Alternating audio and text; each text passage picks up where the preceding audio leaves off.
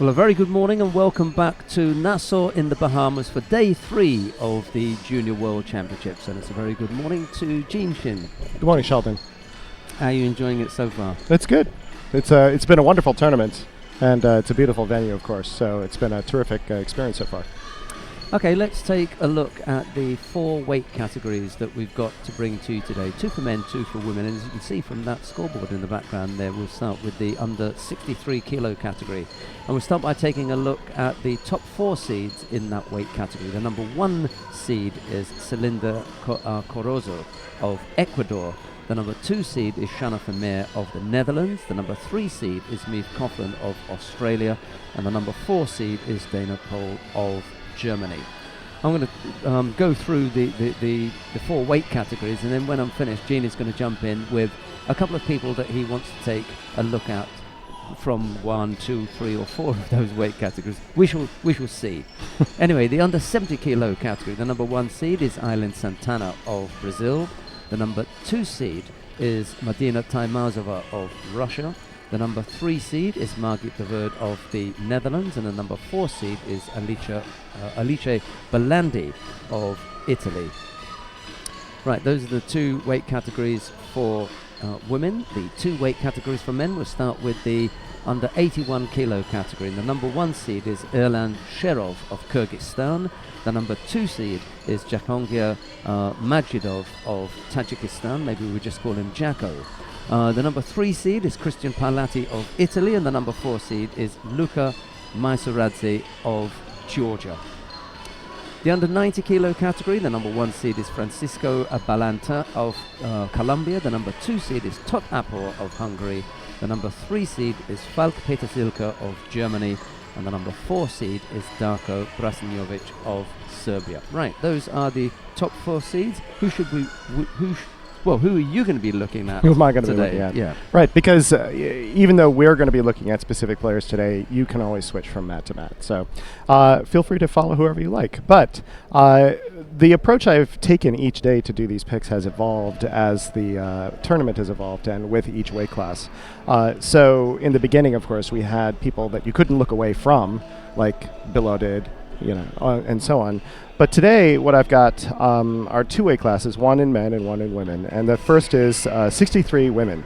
And the player I'd really like to focus on today her name is Shanna Vermeer from the Netherlands. She's 78 and 23 in terms of her record. 43 of those wins are by Ippon.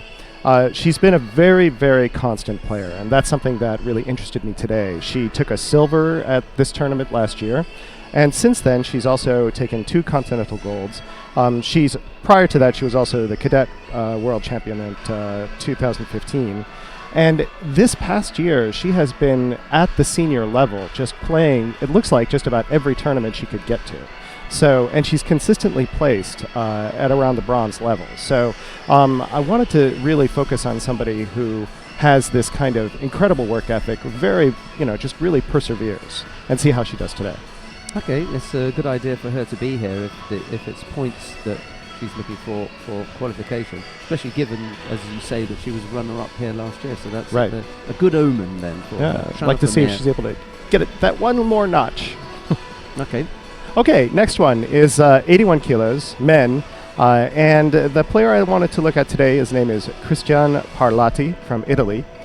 He's 67 and 29 with 38 wins by Ippon. He took a bronze at this tournament last year, and since then he also has 2 continental bronzes, so he's also been a consistent, successful player.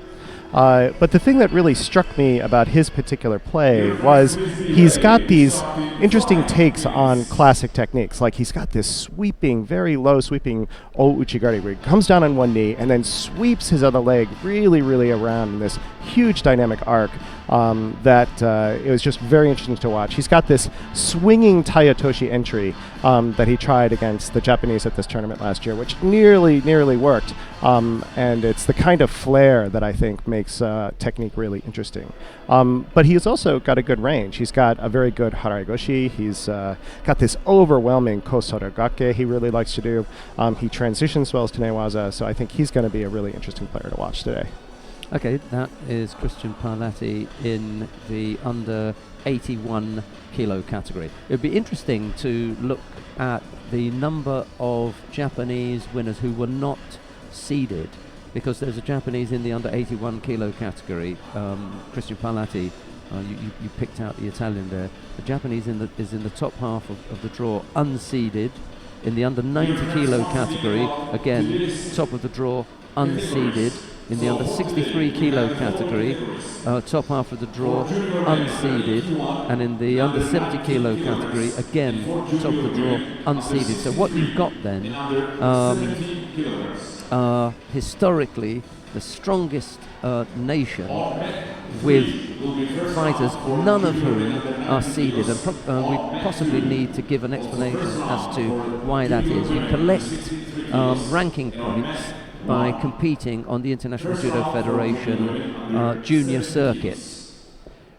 Quite clearly, the Japanese fighters who've been sent here are not competing on that circuit, and they've been selected on the back of trials or competitions that they've competed in only in Japan, and are not part of the International Judo Federation Junior World Tour.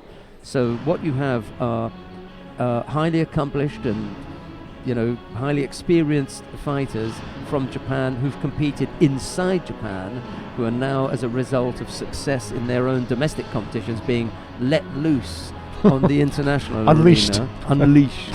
And we're seeing them sometimes for the very first time. Sometimes for the very first time. Like yesterday. Well, and there were a couple of the day before who had competed. Well, yesterday was a little bit different because we had one who was already a double junior world champion. Right, but the two men were completely unknown. The two men. Sometimes with the women you're going to get a little bit more exposure. So by way of explanation, that gives you some background as to why it is that we're turning up with the Japanese on the medal podium quite often in the number one spot, and they have not been seeded. And today is a real case in point, because all four of their athletes are unseeded. I think that's going to be that's going to cause problems for those juniors who have been on the IGF Junior World Circuit, fought their way into the top 8, because we seed 8 players. So you could be seeded 1, 2, 3, 4, 5, 6, 7, 8, and your first fight is against Japanese. That's a bit rough. It could be a big surprise, right? That's the way it goes. You couldn't scout them. You couldn't look at them ahead of time, see what they like. So yeah. No other way of working it. Right. Now we are going to start by watching the contest on mat 2. The reason for that is the under 60 kilo category, and we've got the number 1 seed up first. So that must mean that there is an even number, completely even number, 32 in that weight category. So no bye for anybody. So we're going to begin with Celinda Corozo on mat 2. Celinda Corozo of Ecuador. She's up against Lauren De Smet of the United States of America. It'll be Corozo in the white judogi, De Smet in blue. And there's Jean. Okay, so this is going to be exciting. Get to see a fellow American for right off the bat. I hope she does really well today. So try to remain objective, but of course part of me is always pulling for my countrymen. Well, the two fighters are making their way to the tatami now. We shouldn't really mix the languages, should we? We shouldn't say the two fighters and then coming to the tatami. It's either the two fighters are coming to the mat, or the two judoka are taking to the tatami. Right. There you go. Well, we have so many countries and so many languages here. Can't help but do some mixing. But it's best to speak the Japanese because it's the one common language. It's the one common language that we for use. terminology, that's true. Yeah. Down on mat number 3. Mashiyama and Sosedo, the Mexican and the Japanese, down on mat number 3, and then down on mat number 1. Julia Simonian, and Chanteria from Georgia. That would have been a nice one. Corozo off to a very strong start. Immediately dropping De Smet with a Sewanage for the Wazari, and then into Keisegatame. This is such a disappointing start for Lauren De Smet. Heartbreaking. But a great, powerful start for Corozo. 18 seconds. Showing why she may be the number 1 seed. Maybe that's why she's number 1. Well, we are going to jump around a little bit today. I'd like to take a quick look at Julia Simonian of the United States of America. She's up against Mariam Chantaria of Georgia down on mat number 1. Technician has got his headset off at the moment because he's been given some information about something else. Here he comes. Right, let's go down to mat number 1 then. Julia Simonian of the United States of America faces Mariam Chantaria of Georgia. There's no score in that contest as yet. We've had the first minute. There you go. Oh, okay. Just in time to see Chantaria with a strong Osoro, or maybe Harai Makikomi. It looks like she tweaked her own knee there on the way down, but so nice finish, wasn't it? Nice finish. Maybe Osoda Makikomi then. Yeah. She's trying to get off that mat as quickly as possible. She didn't even want to take another step. No, she did something to her leg. She may have, caused some problems. Although there. she's jogging off now, so okay, that's good.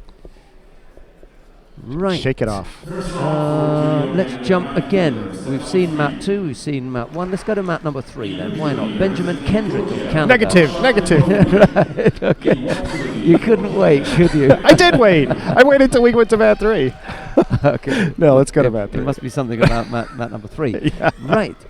Benjamin Kendrick of Canada faces Lasha Bikauri of Georgia. We joined the contest. They've only just got underway. It's Kendrick in the white judogi, Bikauri in blue. There's no score as yet. And here is G. So here's our third weight class of the day already in just the first 5 minutes. And Benjamin Kendrick from Canada versus Lasha Bikauri from Georgia. Canada, of course, has terrific judo. Something that the United States has always been very, very glad to see. So we'll see how it matches up against this strong player from Georgia. Okay, Kendrick trying a little bit of sacrifice technique, Sutemiwaza, but a little too far out. Didn't quite get the penetration that he needed, getting it underneath to really get any launch into Bikauri. I think we might have seen Bikauri at the Senior Worlds last month. The name is familiar. Maybe surprising to hear, but after you watch 30 hours of judo, or more over 5 days, names kind of run together.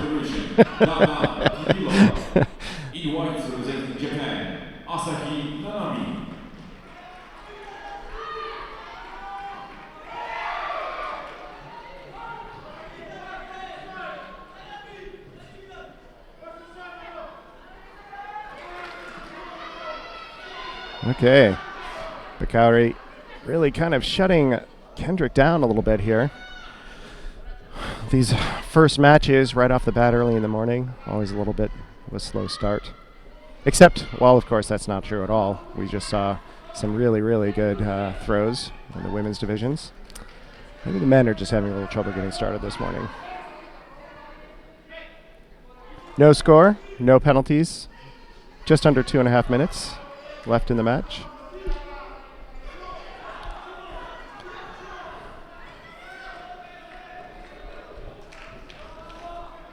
Getting into this right to left orientation.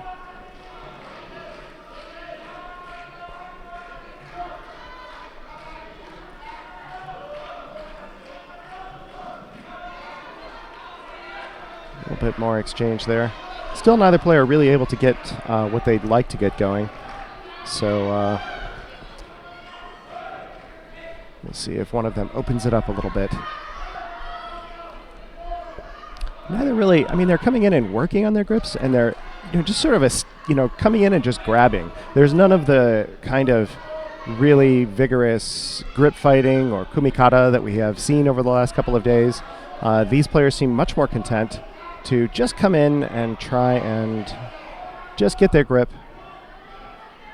and then work on what they got. And so, of course, as soon as I say that, now we get some really powerful kumikata. Bikauri clawing his way over Kendrick's back. Kendrick just picked up a Shido penalty a moment ago for false attack. He dove to the mat to avoid Bakauri's attack, and of course that is prohibited.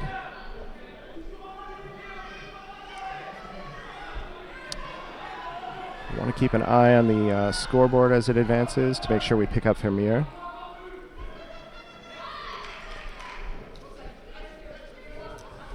And Parlati. They're a bit down. Parlati will have a bye this round. There are 34 judoka in the 81 kilogram class. At 90, there are 27. As Sheldon mentioned, there are 32 judoka today at 63, and at 70 kilograms, there are 23. So good full brackets.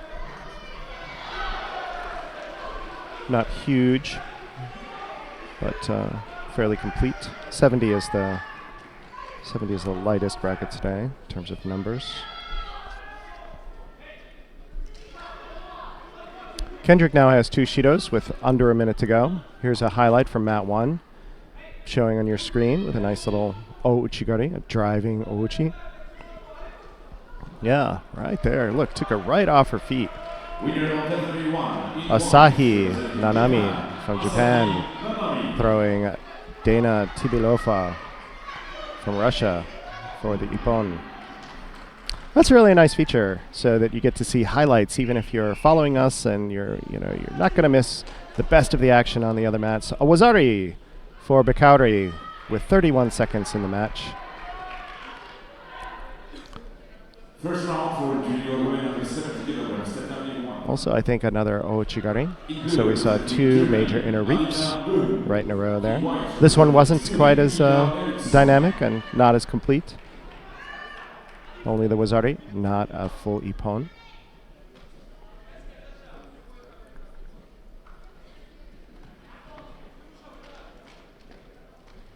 For those of you who are just beginning to watch today, here we go. See, that's a nice Ouchi Gake, really, I'd say. So Kendrick reached in, trying to get a lift going, and Bakauri really did a good job of stepping around and converting the attack with his own counter. Good judo.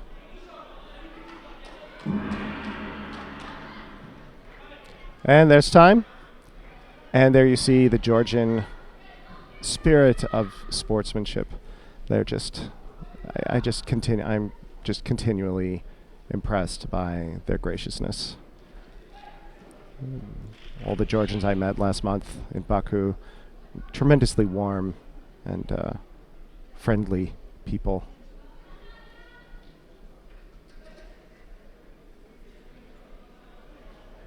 And you see it here as they play. Play really hard, but are very, very warm with their opponents. So, good job to Georgia. Their first victory of the morning.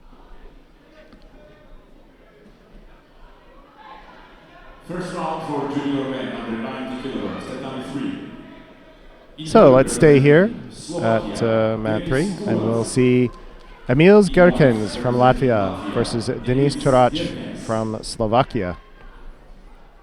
Gerkens in white, Turac in blue. And so, just as a little note, that highlight we saw was one of the unseeded Japanese players. So, as Sheldon was mentioning, I think that was, as Sheldon was mentioning, somebody to look out for. That was Nanami Asahi, Asahi Nanami from Japan, throwing Dana Tibilova at the under 70 kilogram class.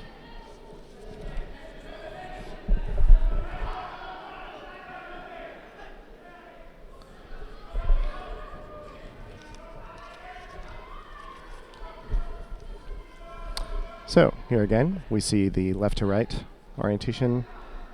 Gerkens taking strong left hand grip, really looking to reach around the back.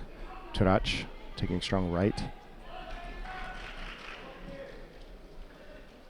Gerkens trying to convert in for a Sewanage, but he's just too far out.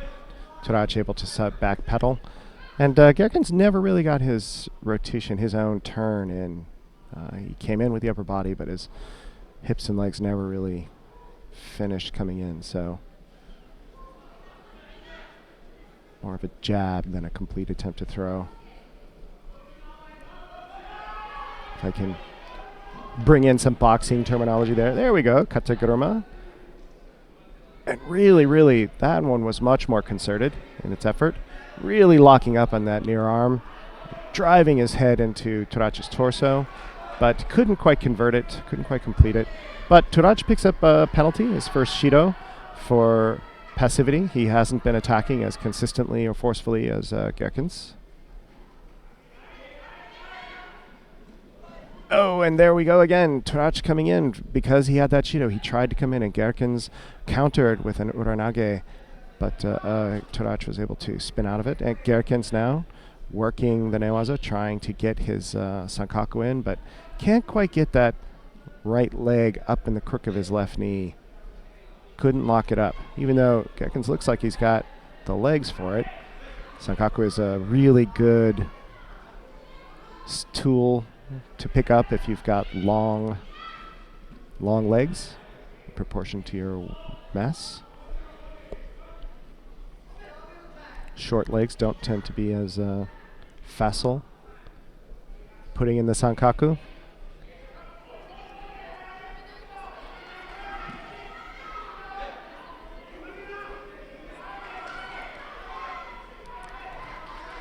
Okay, a second Shido for Turach for false attack with 1.5 minutes left in the match. That's a long time to be carrying 2 Shidos.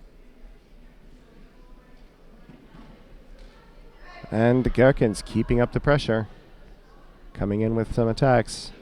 Not terrific attacks, but enough to make sure that he retains the momentum. Turach, I think, trying to get him over to the side, and then coming in with a big strong tsurugoshi, pulling hip throw. So trying to get him, make sure that he's registering that he's in the match, that he is making his effort. 1 minute to go in the match, in the contest.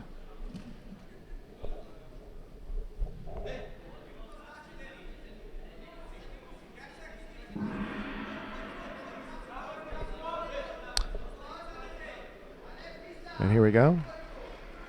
Winner of Tournament 1, in blue category, representing Germany, Alina Kuhn.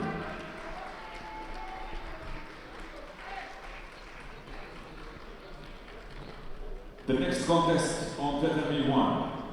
First round for junior women under 70 kilograms. In blue category, representing Japan, Shimori Ryo.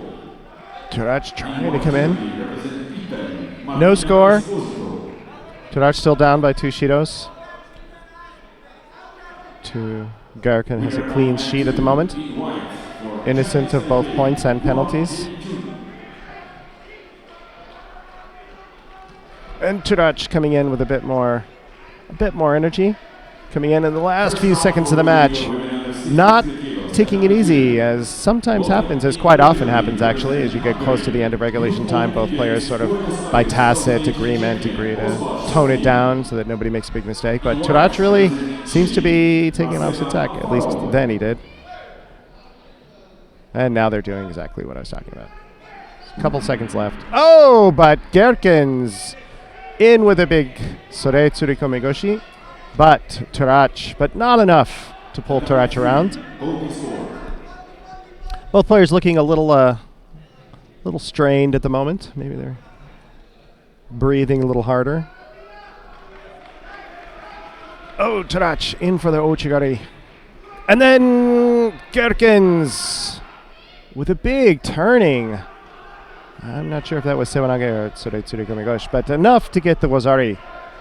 Just a few seconds into golden score. That's been a pretty consistent pattern too. So Sewanage, and then a turning at the end. Really interesting. So more cut. Yeah, that's. I'm not sure what to call that throw. It's a throw. It's enough for a Wazari. Had that sort of kateguruma variation, but then ending with that spinning movement. So, blended technique. Maybe you can look it up on that website Sheldon was talking about the other day. His name escapes me at the moment. Where? Okay, so let's go to mat 1, pick up 70 kilograms again. We haven't watched them in a while. And pick up this match between Esposito and Shinmori Ryo from Japan. So we're just about halfway through the match, scoreless, but Esposito has 1 Shido. Of course, we don't know what it was for. But here's one of the unseeded Japanese players that we were discussing. 2 minutes to go.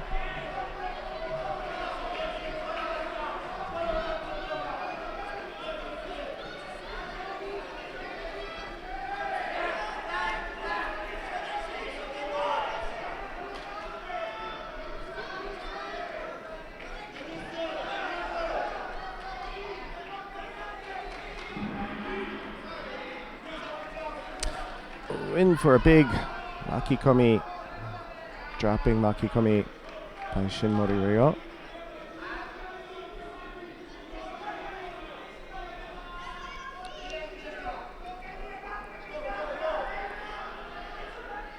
I'm not nearly as familiar with all the referees' names as Sheldon is, but one thing I like to point out that was interesting to learn, you might not know, is that with so many nations, it's important to make sure that, of course, the officiating is always neutral.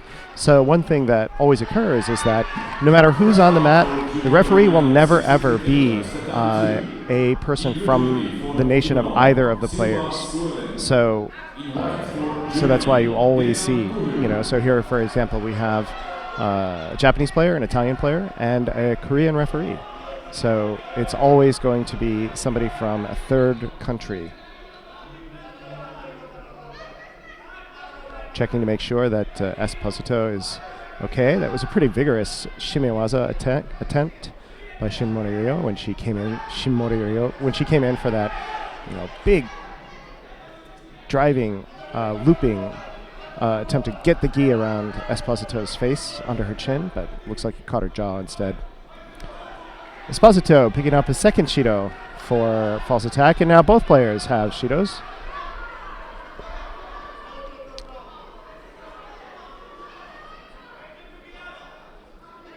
"31 seconds left in the match.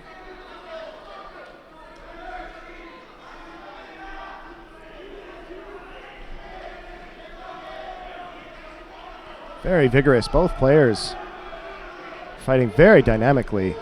Shinmori Ryo looking a little bit to... she just got a false attack for... but she wasn't sure what. You saw a rare reaction from the Japanese player. Typically, whenever they're censured, they always simply accept it completely, openly, and then bow. But in that case, you saw a little bit of a what? gesture from Shinmori Ryo. Esposito driving Shinmori Ryo to the edge, and Shinmori Ryo coming in with a Soreitsuri Komigoshi and nearly getting it. Both players now have 2 Shidos as time runs out. So we will be going to golden score. Might be hearing, I think the commission may be reviewing that last throw on video to see if there was a score. Yep, there's a video review going on.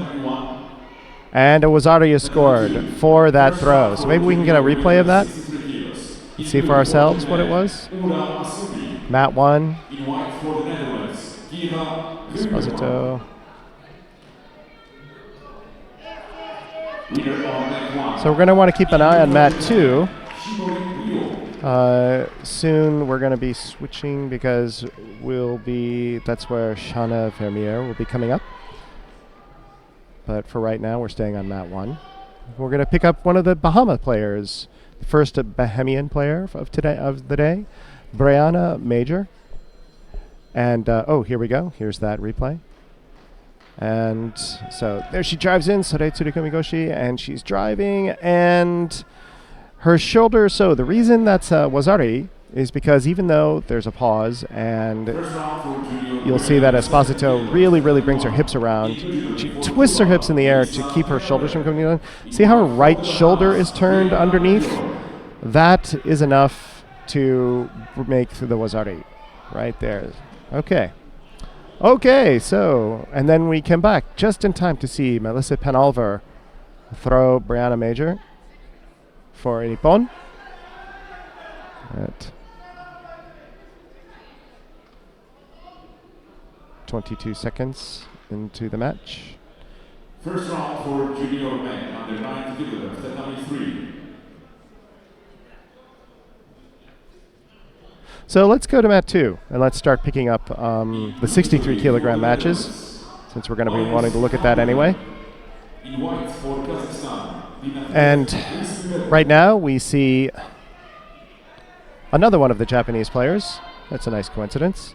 Ura Asumi from Japan in blue versus Kaira Roimeran from the Netherlands. Just about 2 minutes left. Roimeran has one Shido. And here's Ura Asumi coming in for Uregarami, an arm entanglement. And using it, really cranking it, trying to get a turn on Roimeran. But Roimeran is really tough. She's hanging on to that other arm. And she's got a grip on her own gi, but Ura just really horses it over. Drives it over with a tremendous amount of power.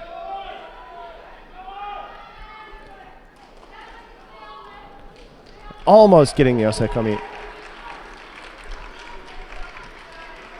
Wait.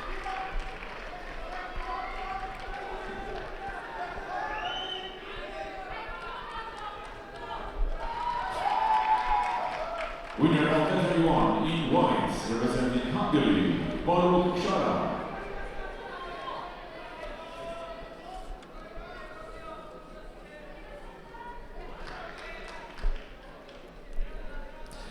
Okay. So, Roimeran is his back on her feet. 1 minute left to go. Roimeran's picked up his second Shido. In blue for Japan, Kasahara Hiromasa. In white for Finland, Oscar Makinen. Ura Asumi really uncharacteristically locked into this one position. I think she's really trying to get Roimeran to step. And once Roimeran gets to step, we'll see a big attack, but mate is called. And a penalty called on Ura for excessive defensive gripping, defensive play. So Roimeran in over the top, using and taking advantage of her height to really get a strong over the back grip. But Ura responding to that attack by coming in underneath. When they go high, we go low. And really, okay, that's of course excellent judo. Using your opponent's attack as an opportunity.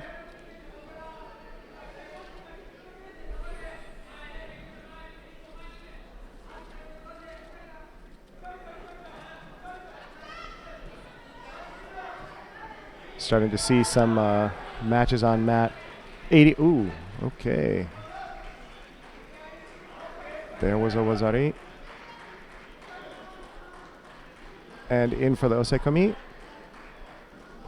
can see on the clock there, the little bar. And 10 seconds after the wazari for the throw. Here we'll see it again. So in and driving down. Yeah.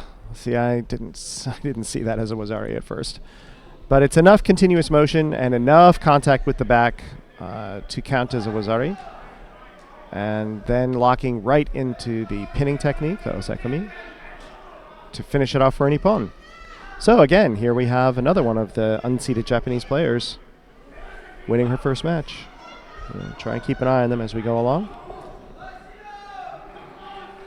Up next, we have Lerke Den Olsen from the Netherlands. From Denmark, I'm sorry, versus Reyes Lafita from Cuba. Yusmari Reyes Lafita.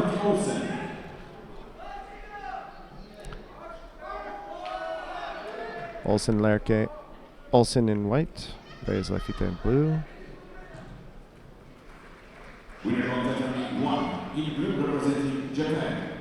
And here we have again the right to left face off.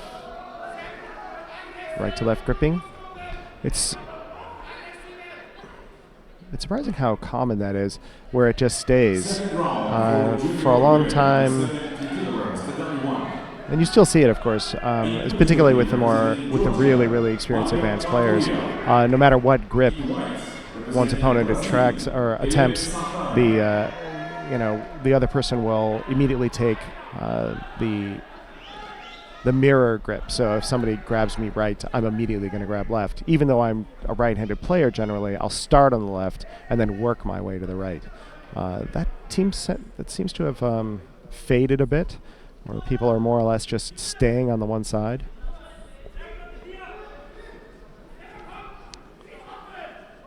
Olsen really, really commanding this grip exchange.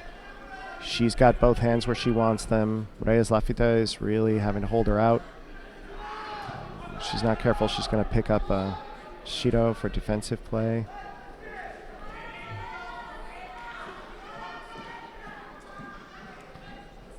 But not yet. 2 minutes, 45 seconds in the match. Scoreless. No penalties. But Olsen, I think, has the momentum. There was a nice little movement.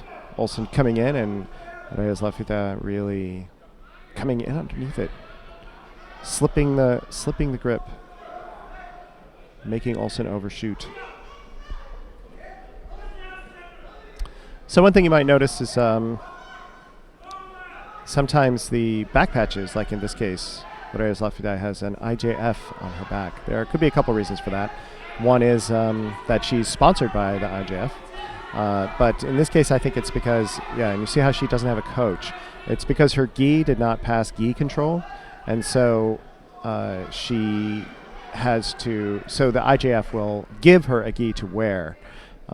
And when that happens, though, you are not allowed, your coach is not allowed to sit in the chair. So a couple of incentives to make sure your gi passes. All right. Reyes Lafita picking up a first Shido for passivity.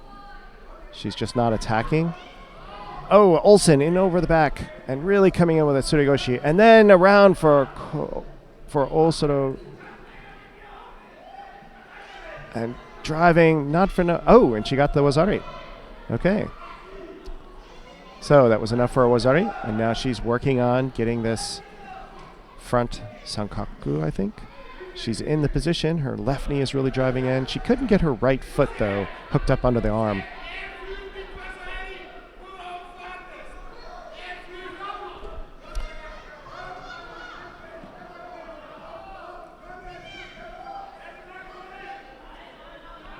Okay. 1 minute, just about coming up on the last minute of the contest. Olsen still up by a Wazari.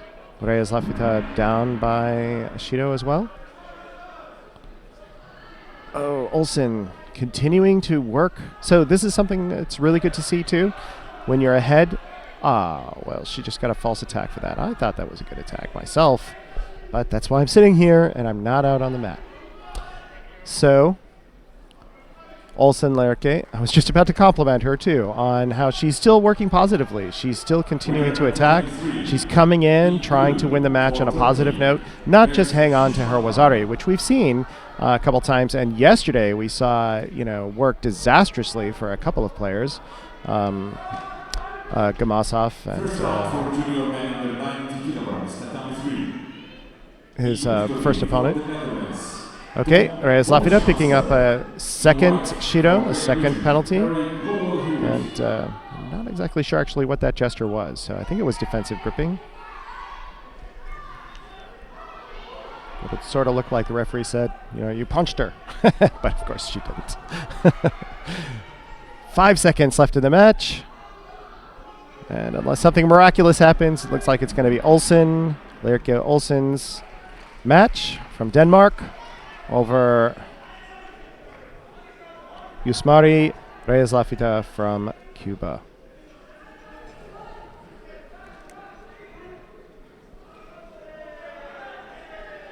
Up next on this mat, we have Cindy Mera from Colombia versus Anastasia Antipina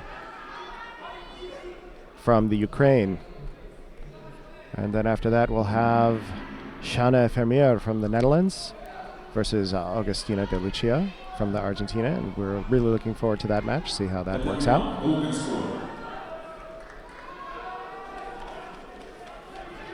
And then, of course, we're keeping an eye out for Christian Parlati. But the 81 kilo matches,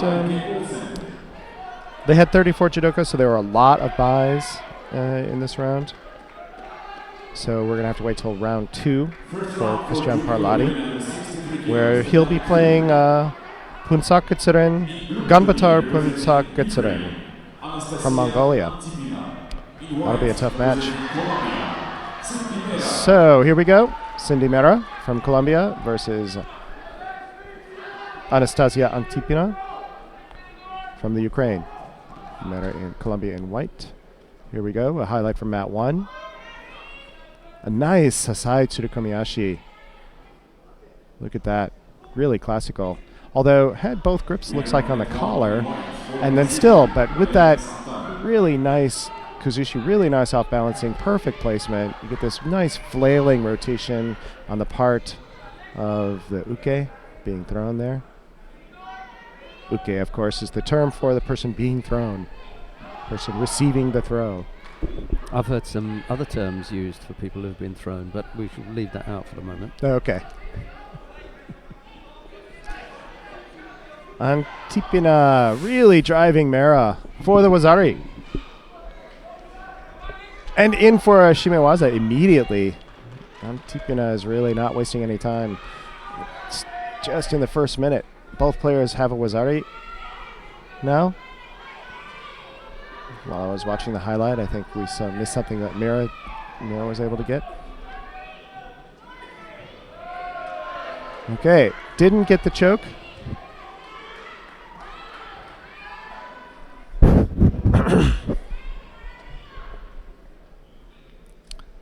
So, even scoreboard right now. Innocent of penalties.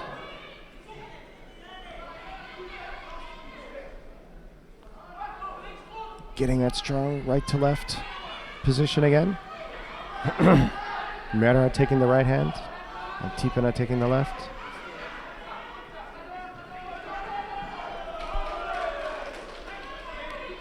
Here we see the Wazari. Ooh, that was close. Very close to Nippon, just not flat enough.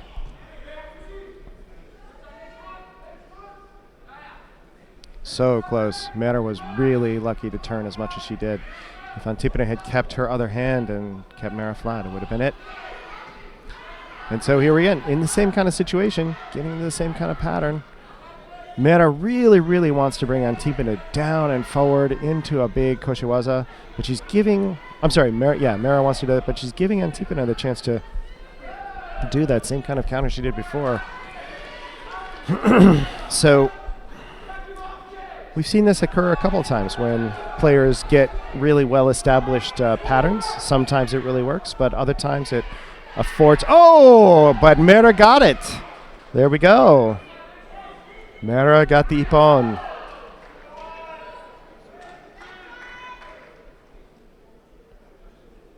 So, there it paid off. Perseverance and really strong determination to stick with something that you really like. Okay, there going in.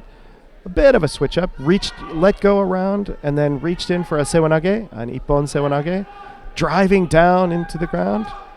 A bit of a switch up, so good job for Mera from Colombia. So up next, we have Shana Vermeer from the Netherlands. One of the people I was interested in watching today. Let's see how she does against Agustina De Lucia from Argentina. Vermeer in white, De Lucia in blue.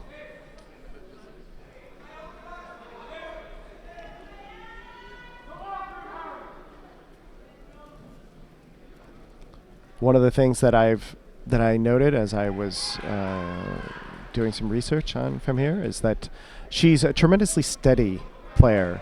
She doesn't get flustered. She's not flamboyant, but she's just incredibly steady. I had a very quick chat with her coach this morning, and he said, I said I mentioned that she just never gives up. He goes, yes, that's it. She always works. So, and whether she's up or down, the pace of her play just remains tremendously consistent. And I think that that's what has then produced the results that she's got. She's consistently on the podium. She hasn't been at the top spot, but she's always there. So we'll see if she's able to turn it up just a little bit today. Not just stay in the match and get on the podium, but let's see if she gets above bronze today. See, here you go. See that kind of play. De Lucia was really, really driving on. And here we go. Osaikomi for Vermeer. And Vermeer just responded. Wasn't shaken by De Lucia's attack at all. Just stayed steady, broke it down, compromised De Lucia's position, worked into the Osaikomi. And here we go. Ippon.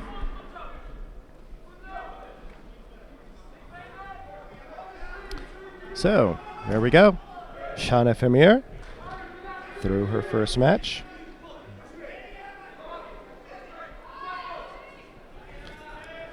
With the Nippon over Augustina De Lucia from Argentina.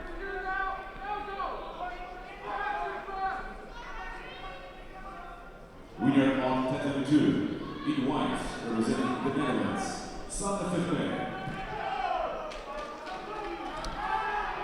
Okay, let's go to mat 1 for this second round match. First round for junior women under 16. And here we have one of the unseeded Japanese players that Sheldon was mentioning this morning, Asahi Nanami versus Alice Belandi from Italy. In white for Brazil, Rian Lima. Of course, we saw Asahi win her first match. So we'll see how she does here, this unseeded Japanese player.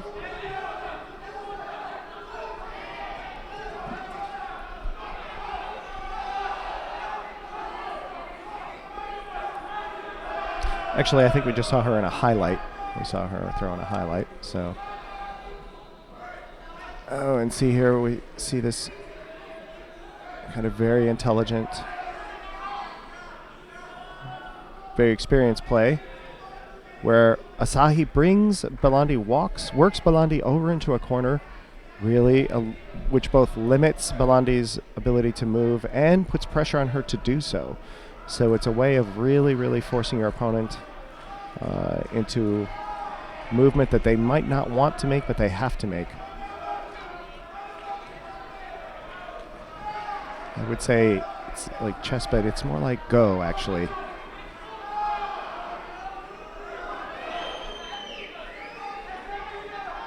And Belandi, seeing that that's what Asahi wants to do, has been much more careful to launch attacks which interrupt Asahi's movement. And even though Asahi was working over towards the edge, getting the grip first here in the center, and then working Belandi over to the edge, Belandi was doing some really good attacks to disrupt that movement. And that worked, even though she wasn't able to throw Asahi.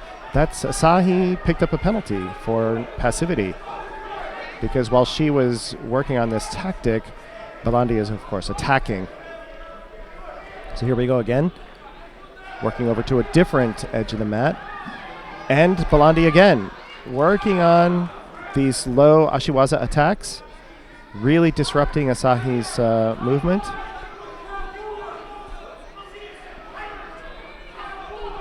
Getting some direction, Asahi getting some direction from her coach. Maybe saying, hey, just try to throw her. 1 minute left to go in the contest.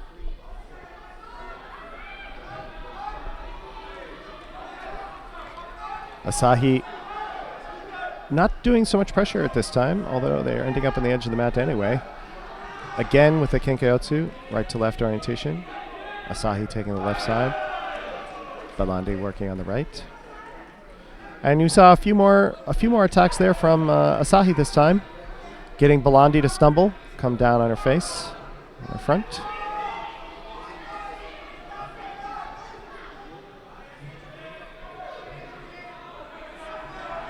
Asahi taking a strong left again, immediately taking the left side. Oh, and getting over the side so fast. Belandi really walked out. I'm really surprised that. And there she's out again. I'll be very surprised if she doesn't pick up a penalty here. No penalty. Okay. 22 seconds in the match. Asahi has a Shido, but there's no score. Asahi really taking a bit more time, getting her grip this time. I think they're both. Oh! And in the last second, nice Ko-uchi attack by Belandi. A low small inner cut by Belandi to get the Wazari over Asahi Nanami. Last moment attack. There was none of the sort of gentleman's agreement about let's take it easy in the last second. Nope, I'm going to use every second I can. I don't want to go into overtime.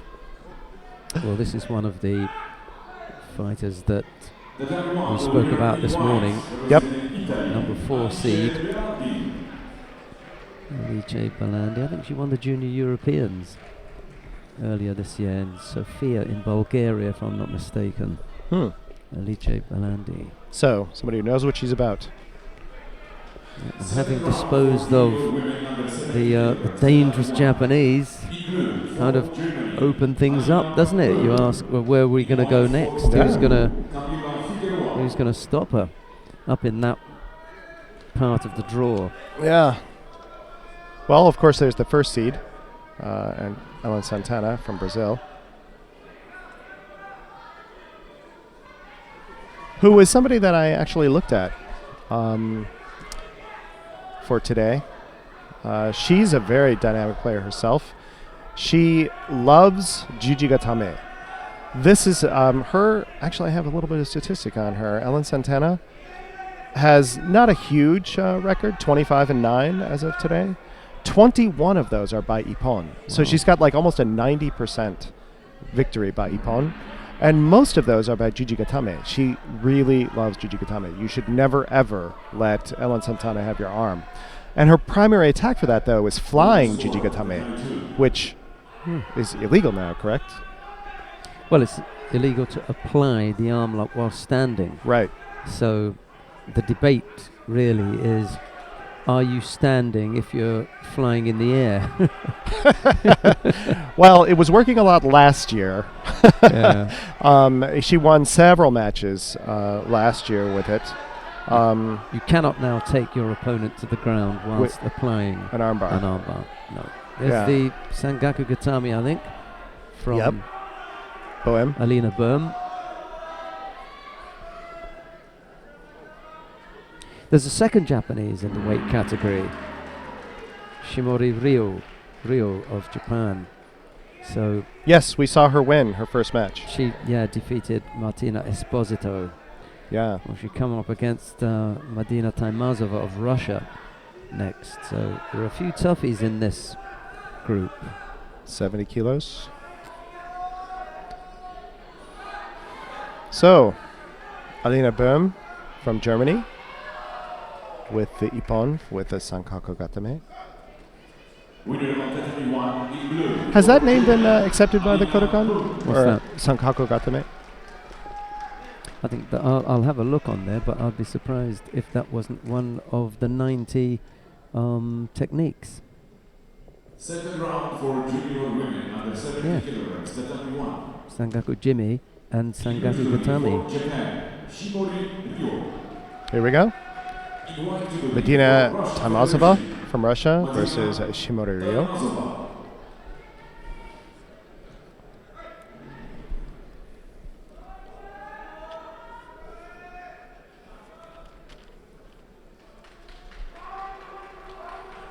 Another one of the unseeded Japanese players is up right now.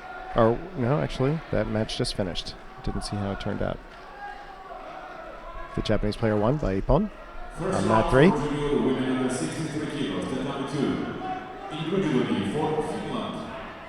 I actually considered, thinking about, let's watch these people too. But I figured we've watched a lot of the Japanese over the last couple days. I wanted to try and see who else we could look at today. Well, we get to see Tamazova and Shimori. Yep. I think it's a good match here. Shimori trying to get that sankaku, but Tamazova holding her off. And again, Tamazova coming in for that big over the head, over the shoulder, trying to really bring Shimori around. Shimori slips it, so Tamazova goes to the ground, and this gives Shimori a chance to work on her newaza, which she clearly really, really likes. She worked on the sankaku at first. Tamazova slipped that. Shimori immediately transitioned to a different attack, but Tamazova locks it up. So let's see what happens here. Tamazova is the one who's been coming in with the big attacks, which Shimori dodges. Let's see if that pattern holds. Oh, Tamazova not doing a big driving attack. And Shimori coming around for Kosodo. Tamazova turning out of it and going to going to a front, and then giving Shimori again the chance to attack with newaza. Tamazova clearly feels very comfortable, but picks up the first Shido here, first penalty for passivity. Although I'm a little puzzled by that because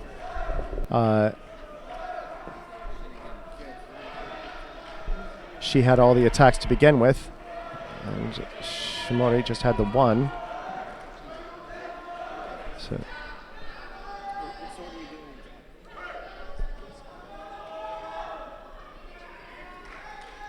So, just under 2 minutes left in the match. Still no score. Tamazova really coming in with that big overhand grip. A little bit of Ochigari attack there. And Shimori just constantly slips that overhand attack. And Tamazova just goes to the ground, giving Shimori the chance to just assault her with this newaza.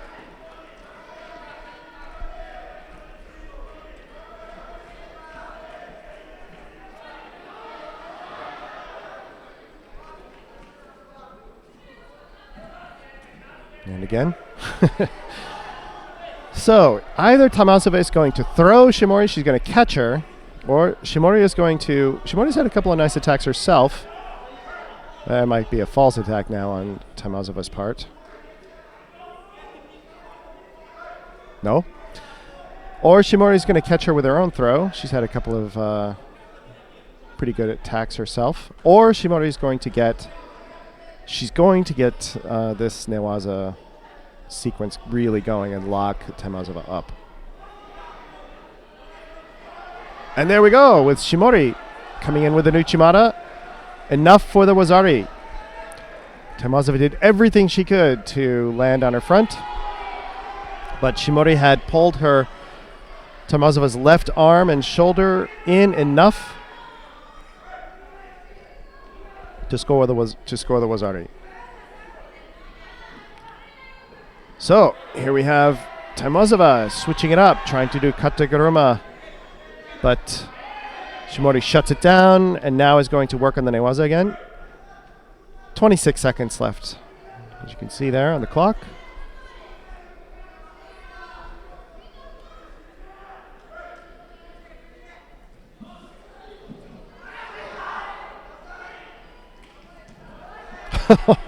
And Shimori now just sort of manhandling Tamazova.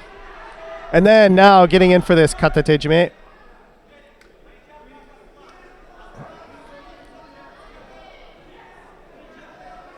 Which I'm going to have to ask about. I've been calling it kata tejime because you're using one hand to choke. You're not using the other hand on the collar, anywhere up near the neck in order to choke.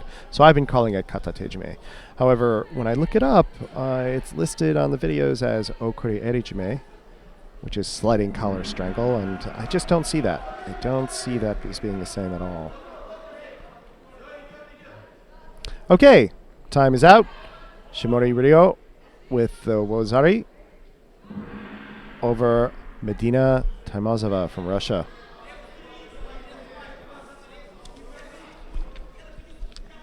Golden score, 22.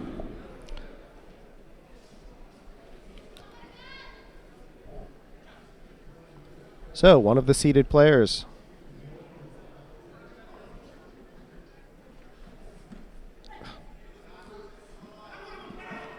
Tatami 1, winner in blue, representing Japan. So Shimori will advance to the quarterfinals. No, I'm sorry, third round. And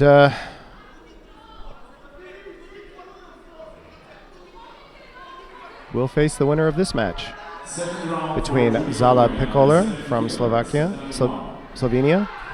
versus Melissa Penalver from Cuba. Melissa Penalver.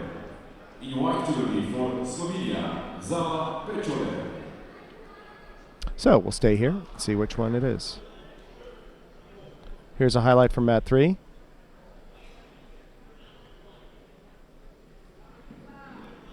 It's kind of hard to see. So the white player comes in with an attack, Ochigari, but the blue player rolls him in response. Not a huge dynamic throw, but a nice little bit of counter. Yeah, it's something to see. Lance is going, yeah, well, we wanted to show it to you. If there's an Ippon, we'd like to see it.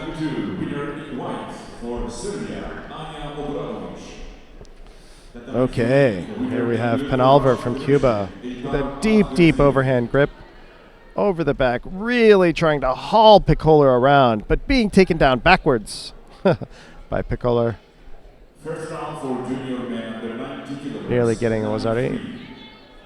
308 in the match. In white for Germany, Team Shoot. Pekoler looks like quite a significant height advantage, reach advantage. And yet, Penalver is the one really doing a lot to mitigate that height advantage by bringing Pekoler down and really reaching over the back that way. Let's see if she does it again. Right now she's got a strong left grip. Pekoler's got overhand right grip, bringing her elbow down and in, trying to break Penalver's. Okay, here we have another highlight from Mat 3. A nice Tomonage. Really, now there's nothing ambiguous about this. Look at that. Oh, Bolat from Kazakhstan throwing Silva from the US.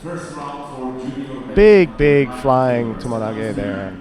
Beautiful rotation, beautiful height. You see Silva bridging just a little bit there at the end, which of course would have meant, even if he hadn't let it flat, it would have been an Ippon. Nice throw by Bolat from Kazakhstan.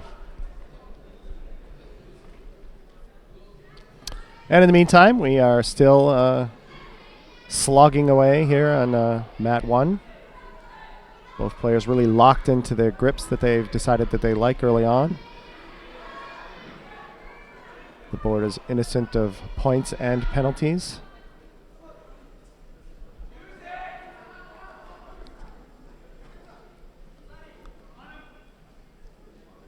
.130 left in the match. I think if somebody switches it up, that'll be the thing that gets this match going. But no, they're getting into the same pattern.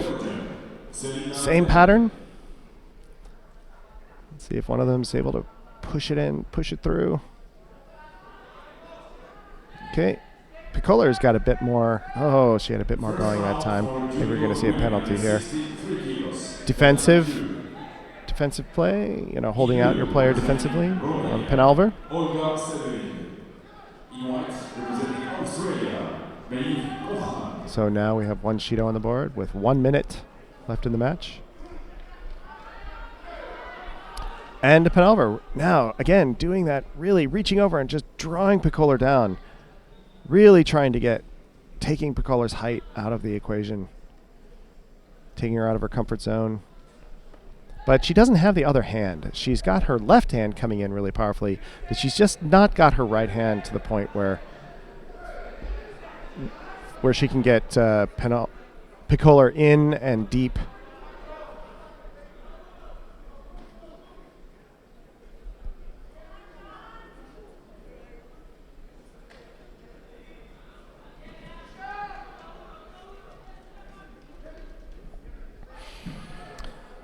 So you can see there how Picoler has her left hand. Oh! Switching it up. There we go.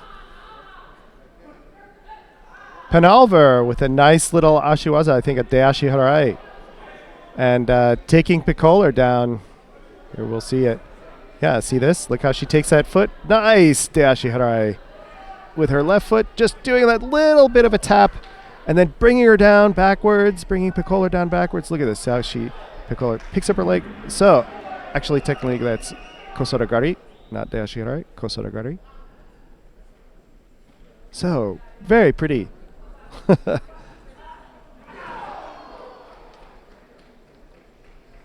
Nice, and just at the bell, too. So, Penalver with a nice wazari over Zala Picoler from Slovenia. So it will be Penalver who will face Shimori in the next match. Tatami 1, second round for junior women under 70 kilograms.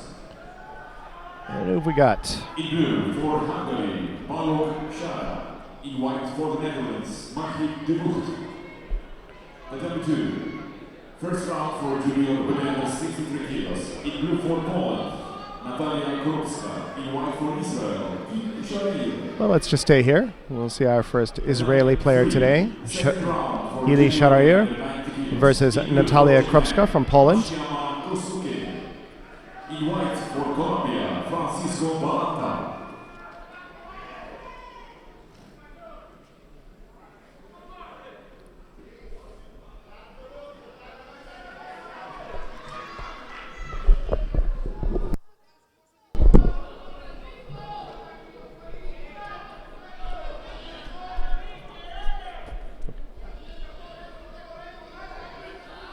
Okay.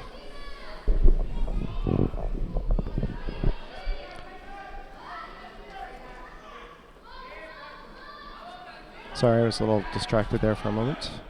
Margriet de Voogd from Netherlands versus Sarah Balog from Hungary. Actually, it should be Balog Sarah.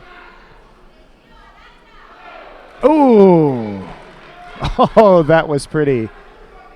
Nice ashiwaza by de Voogd for the Ippon. Let's see a little replay of that.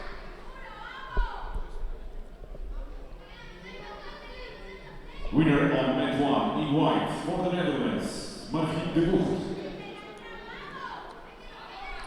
So again, we see a replay of that ashiwaza. Second round for junior women under 70 kilograms, Tatami 1. In blue judo representing France, Candice Leviqueton. In white, representing Kazakhstan, Moldir Narino. Who have we got coming on to mat number 1 now, Gene?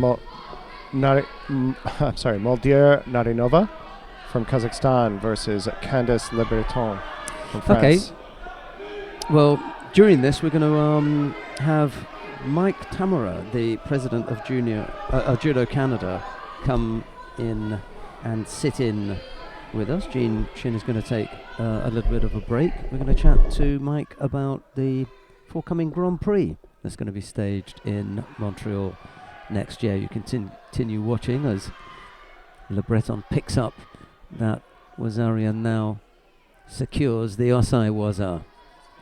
Not quite. So Togeda was called.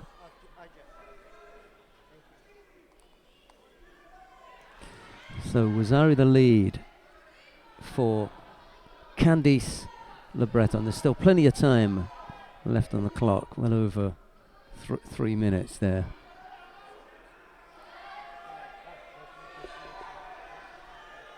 Now a chance to go over on the left side here. And maybe a chance to attack on the arm as well. But that goes begging.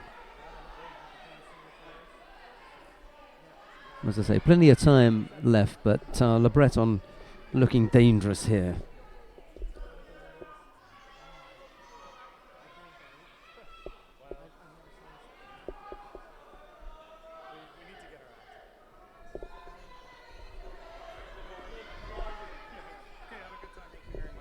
Any words of advice? Just Sheldon is a great guy to talk to.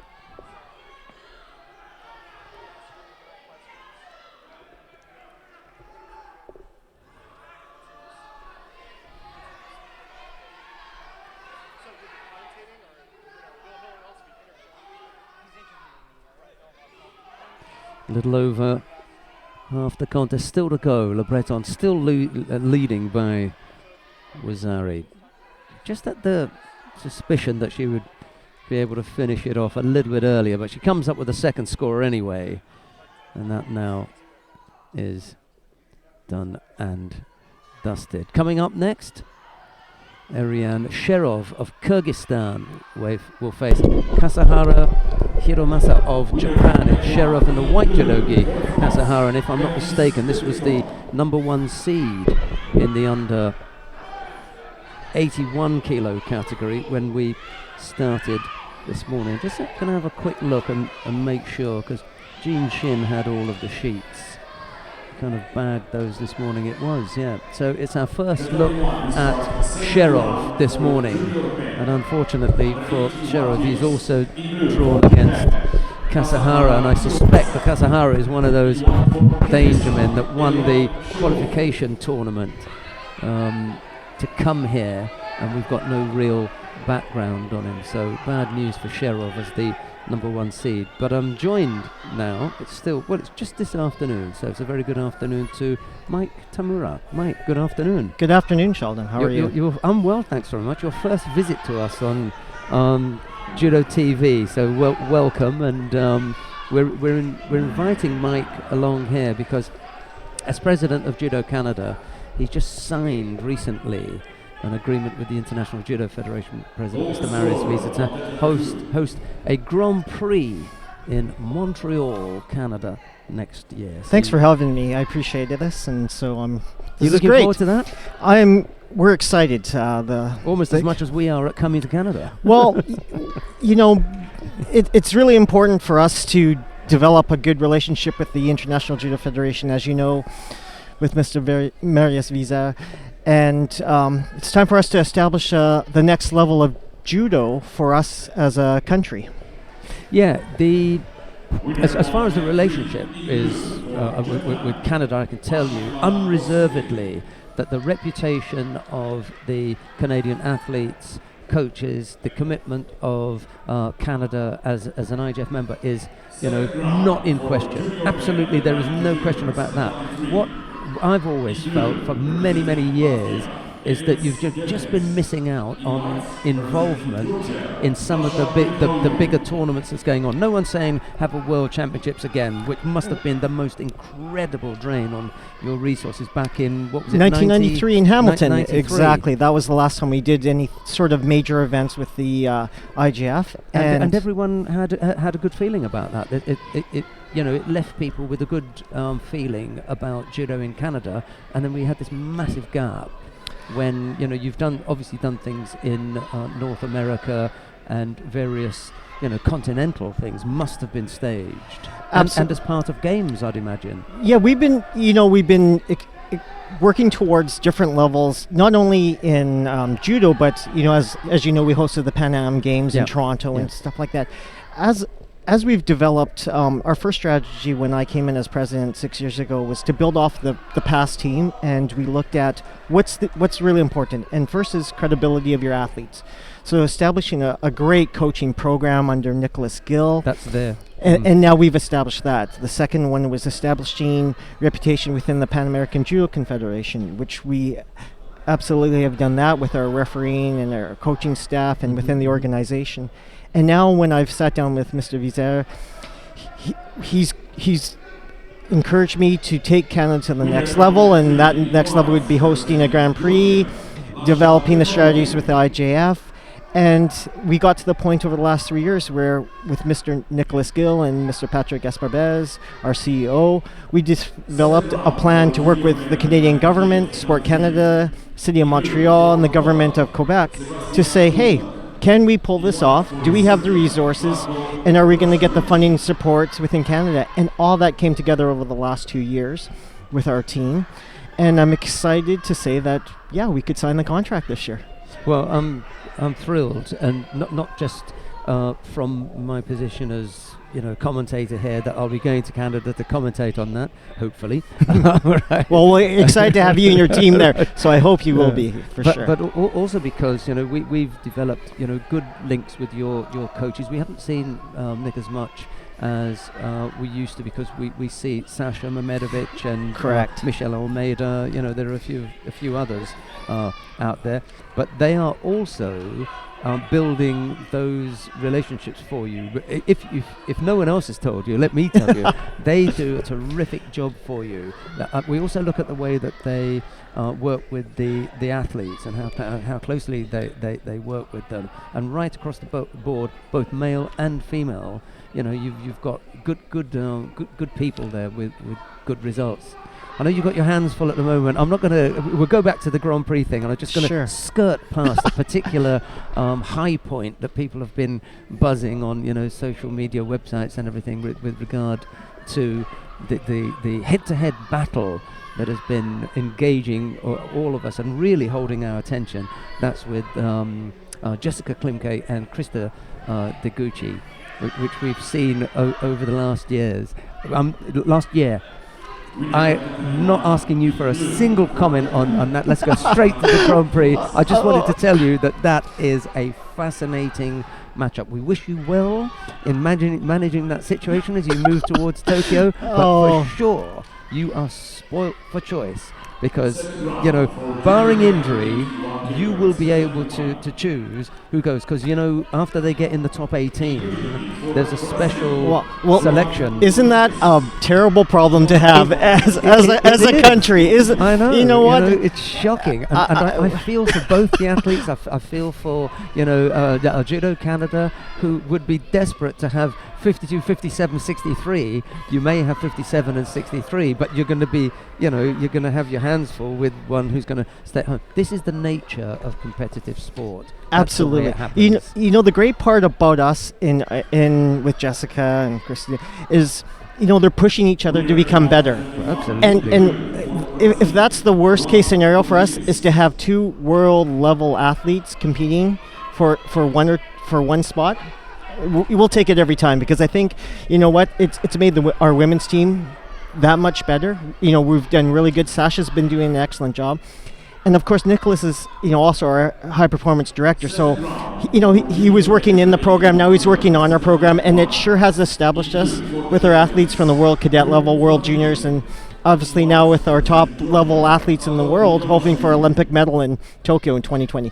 And wouldn't that be something if it's Christina winning a gold or Jessica winning a gold for us? It would be terrific. I mean, I'm just looking at that top 10 now, and the only country in the world who has 2 in the top 10 is Canada. Even the Japanese haven't got 2 in the top 10 in that weight category. It is absolutely stacked, that weight category. And you've got 2 in there. That is one of the toughest female categories in the world. Yeah. Anyone can win out of the top 11 spots. And we have two people who both are fighting for the position of number 1 representing Canada. So we're encouraged, we're excited, and we'll see what happens. A lot can happen over the next 2 years, as and you've seen it, but boy, isn't the world getting tougher in every category in the world right now for And I was judo. looking at the situation with regard to the top numbers in the category above that, in the under 63 kilo category, and you've got three Japanese in the top 10.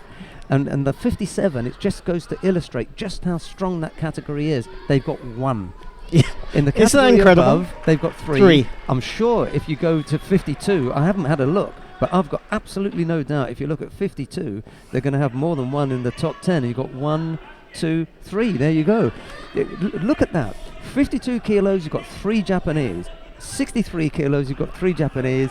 In 57, you've got 1. I suspect it's because you've got 2 Canadians pushing them out of the top 10.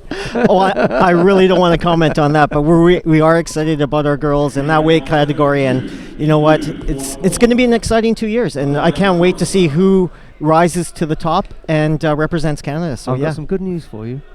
I've got some really good news for you. This may not have occurred to you. It probably has, actually. When you host the Grand Prix in Montreal next year, you can put 4 of them in the weight category. Oh my. Isn't that a bad problem to have? So we'll have at least our number 2, but you know what? The good part is our athletes in Canada get to see some of the best judo in the world coming to our country. It's going to be a national event, not just in the province of Quebec, but everyone in Canada, all across from BC all through to the Atlantic provinces. They're all excited, and they can't wait for all the athletes and the dignitaries to come, and we're going to show them a great time in Montreal. July in Montreal is unbelievable, and so we're so happy and excited for everyone. It will not be the first time that I've watched international judo in Montreal. I was there in 1976 for the test event. Can you believe that? That just aged you there, or sorry. dated you. Yeah, right. But I was lucky enough. It was an accident because I'd done a year at high school at Merivale High School in Ottawa, and I'd been training at this dojo called Takahashi's Dojo. They're an icon in Canada for judo, I know. wrestling, and everything else. And that family is incredible, and So that is really neat. The link for me with Canada goes back a long way. So I'll be really pleased to be back in Canada. I did a few competitions, and Toronto and Hull, which was across the river from Ottawa and everything. So I've got nice memories of being involved in judo in Canada, and I've always had kind of a soft spot for the Canadian team whenever they've been that's around. Great. Thank you very much. And bit by bit, people on the Canadian team have kind of realised that guy likes us. Why not? Why not? Well, it's so funny because a lot of athletes that are now coaches back in the 70s and 80s are coming by and saying, Montreal, oh, I love Canada. I remember when I was competing, and so they have fond memories of Canada, and so that's really good for us. So let's go back to the Grand Prix, because that does not. The IGF doesn't give away Grand Prix. They are hard to come by. So this must have been some kind of process that you went through. So before you come to the process with the IGF, tell us a little bit about convincing the people at home that this was a good thing for you to do. That must have been down to you and your organising group. Absolutely. It's been something that has been thought of 2 past presidents of Judo Canada that really were looking to establish ourselves with a Grand Prix. And the past president, Vincent Griffo, had discussed it with Mr. Vizère 7-8 years ago. And at that time, we really weren't ready to take that next step. When I came in and took over after Mr. Griffo, we established with Mr. Nicholas Gill, okay, here's a vision that we've had over the last 6 years. What do we need to get there? And so the process has been establishing, as you know, when London came around and we got our bronze medal from Mr. Fortier, that really started the ball rolling. So when Nicholas was coaching and Antoine got a bronze medal, then we started to realize the potential, saying, okay, can we look at this and can we do that? So from that point on, we established, okay, what do we need to do in Canada to make sure that we can present a tournament of that level? So we started the Canadian tour. We started working with companies like Sherwood Ford with Mark Hicks about establishing a national tour for our juniors and our seniors, and doing a national championship that was worthy of a good presentation for Canada. Okay. Then from there, we went on to establish Canada Cup, and we thought, okay, now we're ready with the infrastructure. Can we put this together? We went to the government, we talked to the people of Judo Canada and the board of directors, and they said, yeah, we could put this all down on paper. And then we presented it to Mr. Vizère 2 years ago on the notion that we would look at either 2019 or 2020, and he said, we'll fit you in, Mike, if you do these things and have it ready. And so we got it all together, and we presented to him. He says, it looks good. Yeah, you're serious. Absolutely. But you know, it takes a lot of money, time, good volunteers, a good organization. So all those things kind of, I've been fortunate because I have a great board of directors at Judo Canada, and I have a great CEO, Mr. Nicholas Gill, and a CEO, Mr. Patrick Esparbez. And you know, when you have a good team, everything falls into place because we're all working for the common goals. And yeah, we put it together. We looked at each other and said, we can do this. And here we are. Exciting. So with regard to the number of people that you're likely to attract, because for me this is always the biggest problem.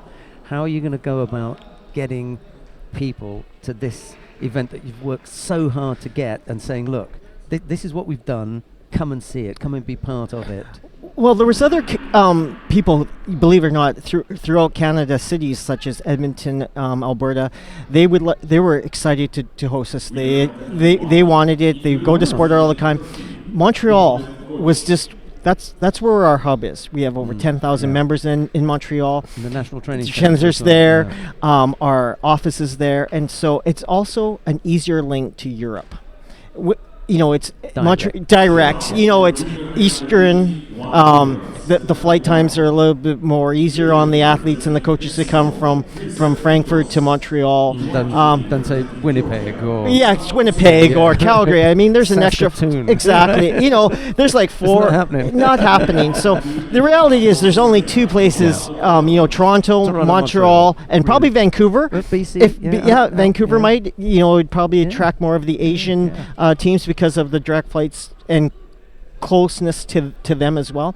But Montreal is our mecca of judo in Canada, and again, the government and the city super supportive. So it all came together with Montreal, really, the city of Montreal coming together with our plan and saying, yo, we would support this. This is a great plan. And you know, it's just, with Nicholas being our face of judo in Canada, and with his induction into the Hall of Fame, I think that also, and with our potential to medal at the Olympics with two people, hopefully, you know, Antoine Valois-Fortier, and with one of the girls, hopefully, coming up on top. You know, it's just, timing was excellent, as well as it's a Olympic qualifier, which many countries in North and South America, you know, we've only had a very handful of Grand Prix in the Pan American Judo Confederation. You know, I think the northest one was in Florida over the last few years, and I think it's time for us again to step to the next level and present something not only for Judo Canada but also for the Pan American Judo Confederation, to have something closer to home for us. And again, it's a win-win-win, I think, for the athletes to come. You know, Montreal is a very affordable city when it comes to financial. Our dollar isn't the greatest on the U.S. market when it comes to costs. So I think all these factors kind of benefit us for people to come.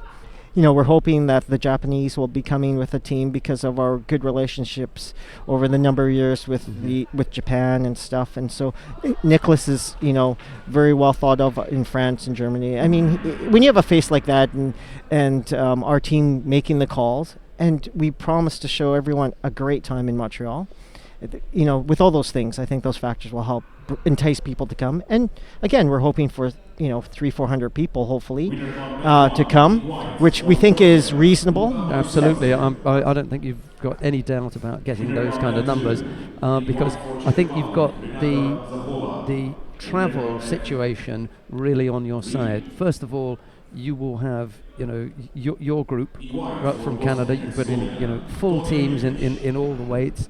United States of America have already demonstrated here that they can send, big teams. Once it's local, you're going to get big US numbers. They travel much easier. And then from Central America, South America. So if you just look at Pan America, I think that you're going to get the base for your numbers. The Europeans are going to want to go because they like to travel. Again, the travel is going to be really good. You've got good relations with Japan. Hopefully, you'll be able to get Korea, Mongolia, China. Exactly. The group that you may find the most difficulty with is the unusual Central Asian and Eastern Europeans. Correct. Who've got the longest trek to make. So you may not have nations like Kazakhstan, Uzbekistan, Tajikistan, Kyrgyzstan. You've got those here because it's a world event. But for a Grand Prix, you may be at a push, to get those. Yeah, we're hoping to get as many countries, in Europe that it's so funny. We have a lot of connections with Germany and some France, of the coaches, France, Holland, Great Britain, obviously, and stuff. So again, we're hoping that they would see Canada as an opportunity for them to send some of their top players, and we're hoping, like with Argentina having Pareto and Brazil having Silva, all world caliber athletes, as well as Cuba. I mean, the quality of the athletes. Venezuela, Colombia. There's some big numbers in there to come up. Panama has a top athlete. So, the Pan American Judo Confederation, if they all send their top athletes to Montreal, as well as some of the top Europeans and hopefully some of the Asians, we're going to put a spectacular tournament, I think. Right. Well, what we can offer you then is from our side, from this broadcast side, is you will get a concentration of broadcast of your product in two ways. First of all, on the live stream, that's during the day, and then the package in the late afternoon, early evening, which goes for television. That will be professionally produced product, so that everybody in the world can see that. They'll all be able to see that wherever they are in the world. I think that's probably the best advertisement for you. But absolutely. But as well as that, if you can identify between now and then an individual that you would like to come and work with us, who can work with us for those 3 or 4 days, and when we go, we leave them with all that information and that knowledge and that 4-day hands-on training. Look for someone in your media team. I'll definitely talk to Pat and Nicholas about getting someone. And thank you very much for the opportunity. I think, again, the great part about judo is it doesn't matter where you are, but there's 140 family members out there of countries that.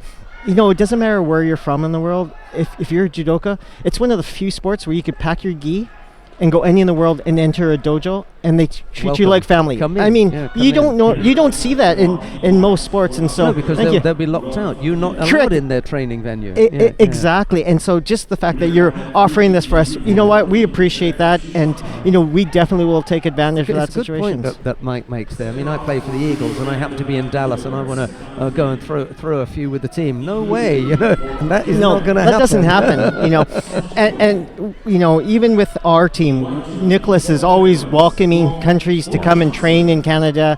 Our National Institut National de Sport is just phenomenal site for judo, and so again, this is a family, and we appreciate all the families saying we want you to be successful in your Grand Prix. We don't want you to fail, so we'll do whatever it takes to make this work. So it's really 2 people that we're going to offer you or ask for. One is in the print and online journalism. That'd be my colleague Mark Pickering. Mark's a great guy. Media director. Yeah. And if you can identify someone that does all of your online stuff, and they want to come and work with us in that area, that would be great. I'm sure he'd be absolutely delighted to have them along and give them the benefit of his experience and everything that we do in reporting and all of that sort of stuff. And then here in our team, by all means, someone in this seat, and I suppose even with our head of IT, Matthias Fischer. Matthias has been great for us because we've got one from Pan America. Yeah, Fabio Vasconcelos. Fabio's awesome too. Top man, you'll know him from absolutely. From we love Fabio. Canadians love Fabio. He's a great guy, so we appreciate all the help that he does. They can fix anything. He's amazing, Anything that happens, they fix. and the great part about Fabio is if you ask him a question, he has an answer. Yeah. And if he didn't have it, he'd get it for you immediately. So, you know what? We love the IT team that here and that work for the IGF. And, you know, we're so excited for the city of Montreal to showcase their city here. You know, the benefits of a great city, the tourism that's going to be brought in, you know, Montreal and the province of Quebec. This is a great opportunity for them to show the 140 countries that, hey, this is a great place to come and see. And then finally, the other thing that we can do is we've got this opportunity to go live across the world. So whomsoever it is that represents the city of Montreal, if they'd like, we can sit them in here and they can wax lyrical for 10-15 minutes Awesome. about Montreal. That's for you to do. You can offer that to whoever it is and say, look, we can put you on air and you can talk about Montreal if Oh, you we like. appreciate that. Thank you. And again, I'll get Pat on that and Nicholas to work with your team and establish a great relationship. And finally, I shall tell you, because I don't want anyone to say that I've gone behind your back, Mike, and was trying to poach any of your stuff, but we did try to get Sasha Mehmedovich to join our team, but he was busy with coaching duties in Canada, so he declined. Oh. But he's a top guy. He's a great guy, you know. Like him, yeah. Yeah. Comes across nice, and you know, should that day come, when He'd he's be no an longer asset to any coaching, team. We'll take him in the IJO. Absolutely. Mike, it's been really nice chatting to you. I genuinely wish you all the best in the preparation and the lead up to the Grand Prix, because I know it's going to be a lot of work as it gets closer and closer to the dates. There's so many different things that you've got to do and so many hats that you're going to be wearing. Well, we're excited and yet we're nervous because we don't want to disappoint anyone. We want to make sure we put on an A-class event. As you know, we're going to try and get the 2021 World Cadets in Montreal. And so this is just a stepping stone for us to establish ourselves as a hosting event for the IGF for years to come. And the nice thing is that, you know, as you look around, you've got the IJF team who then fly in and do their various bits and pieces to support you in that event. So that's a nice thing. Yeah, we called in Dr. Lisa Allen, and you know what, Yeah. Dr. Allen is just phenomenal. She's a great ambassador for judo. We asked her to come and take a look at what her opinion was on the preparation work to present to the IGF, and you know what, she's been nothing but excellent for us, and She knows the job inside oh out. my God, I mean, that woman Every page, is incredible, yeah. and we just appreciate her so much because she had so much insight of what the IGF would be looking for and the venue and the accommodations that I can't say enough good things about her. Timings from the airport, the whole thing. You know, they say cross every T, dot every I, and she knows just how to do that. You know, and so we, again, she's family, and you know what, we love the fact that she came in and really helped us establish a good plan for executing this event. Excellent. So thank you very much for your time. I really love look forward. My only hope is that, my fingers crossed, is that some member of the Takahashi family will get an invite to Montreal. Phil, Ray, Al, Tino, you name it. You know, any one of them will do. You bring them up. I will we'll definitely look after invite them on behalf of Judo Canada because they are ambassadors for us as well, and the family is well represented, you know, for years of judo. So we'll make sure that one of them comes. That's great. Okay. Mike, best of luck with all of that, and enjoy the rest of the tournament. I hope Thank you you've very got much. A few fighters around still. Absolutely. You know what?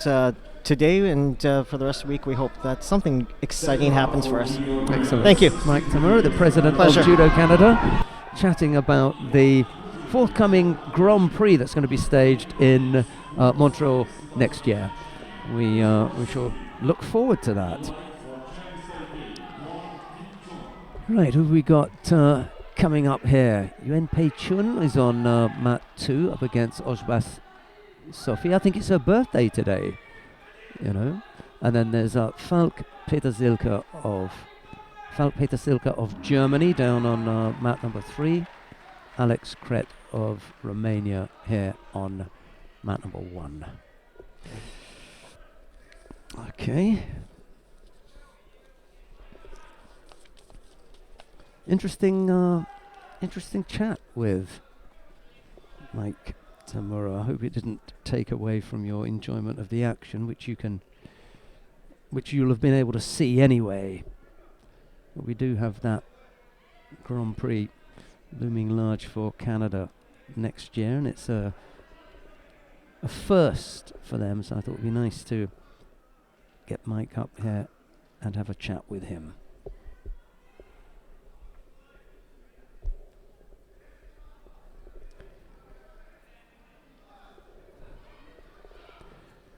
Round 2 of the under 81 kilo category taking place on mat number 1.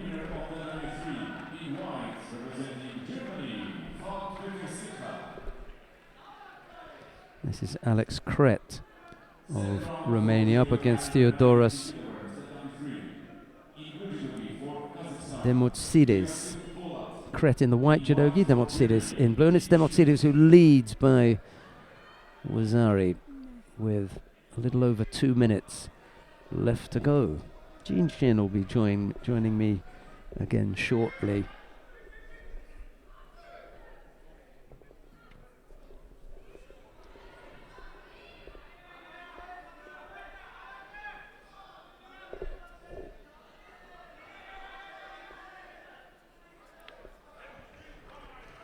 Well, there'll be an interesting contest on mat 1 shortly. Alice Balandi of Italy will face Alina Böhm of Germany. We lost Galandi of Germany early on. Marlene Galandi. That's the second of the German fighters. She lost out to Balosara of Hungary in round 1.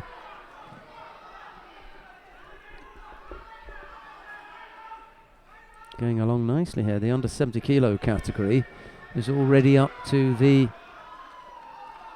quarter-final stage. That's what we're going to have next. The quarter-final. The number 1 seed is going to be coming on to mat number 1 after this.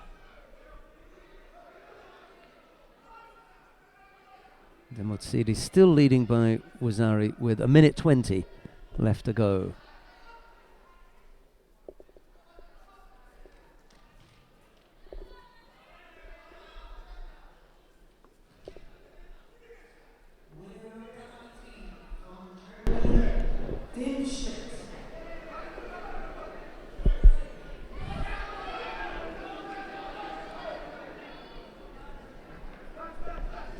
Demotsidis just beginning to show signs of wearing down now with 1 minute left to go. Gene, welcome back. Thank you. You haven't missed a great deal, but we've got the quarterfinals coming up here on mat number 1 after this contest. Ellen Santana, I think she's the number 1 seed, isn't she? Yeah. Up against Donja Vos of the Netherlands, and then Alice Belandi and Alina Böhm. Santana's the one I was talking about earlier. So it's all coming up here. There was a beautiful Uchimata on mat 1 about 10 minutes ago or so. It's really pretty. Good talk with Canadian president. Yeah, Mike Tamura was up with us for about 20 minutes or so, I guess, maybe even half an hour. There was quite a lot to chat about, mostly to do with the forthcoming Grand Prix. Well, at least next year's Grand Prix anyway. It's not really forthcoming. That suggests that it's imminent. But the first Grand Prix. But the first Grand Prix for the Canadians. He rolled into that. Incredible. Oh my goodness. Just a few seconds left. He absolutely rolled himself into that Kezigatami. It was all over and done with. He was leading by Wazari. He rolled the wrong way, and Alex Kret just said, "Thank you very much." Yep. Yeah. Yeah, he didn't. He didn't let go. There. He really. Oh, thanks very much. Look, hey, this looks a lot like Kezigatami here. I think I'll just Merry Christmas. sit down and stretch my right leg out, and that'll be it. Yep. Yeah. Absolute disaster. Well, everybody makes mistakes. Demotsidis.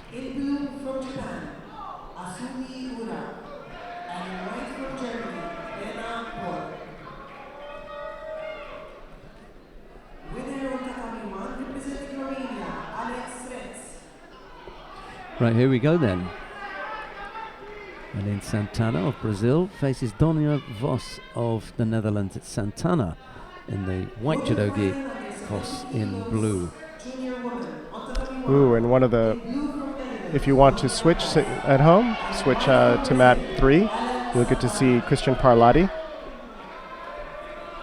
up against Ganbatar from Mongolia. See how he's doing. It's right now it's a 1-1 Wazaris. But we'll stay with the quarterfinal, so that's the more critical match. Oh, and Santana say, "Can I lift your leg up?" But Voss saying no. So as I was mentioning earlier, Santana has an incredibly high ippon rate, and she really, really favors Jujigatame. So we'll see. See, there she goes. You know. And she has a variety of ways of entering into it. And as soon as she gets it, she has a real talent for just locking it up. But looks like Donia Vos was pretty aware of that. Blocked it out. Donia Vos is quite tall for the weight class. I was back in the warm-up room watching her warm up, and I was thinking, my goodness, that's an incredibly tall player.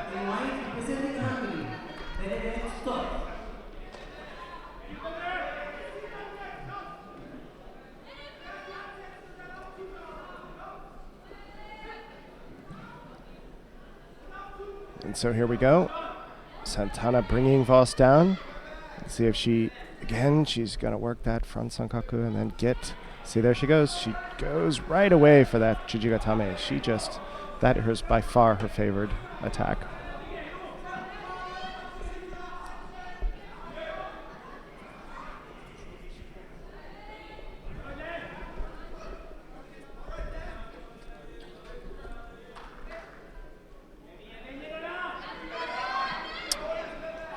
Oh, I didn't see how. Lance, did you see how the Parlati match ended up on mat 3?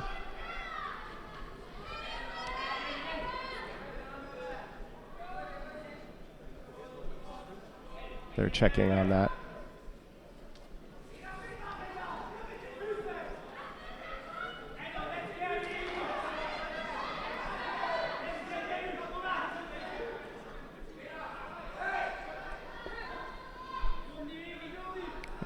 They're doing a video review. Okay, so we're still pretty much locked up. Santana does like to throw when she can get it, but by far she is interested in that Jujigatame. So here she's picking up a Shido. Oh, okay. So here we have a highlight from that mat 3 match. And was Parlati in white? Parlati is in white. And here, see that sweeping Ouchigare that I was talking about. He'll go down on his knee and then sweep. Really, really big dynamic sweep with the other leg, with his right leg. And he gets a very nice ippon out of it here. So there we go. Parlati through his first match in the second round.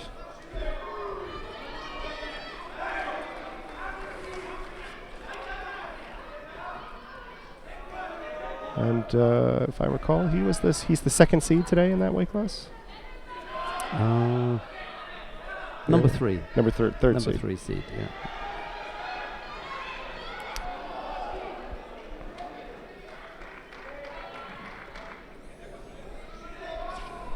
And he'll be up against the winner of the current match, Tot from Hungary versus Rijntjens from Netherlands. But here on mat 1, we still have, Santana is now up by Wazari. 44 seconds left in the match.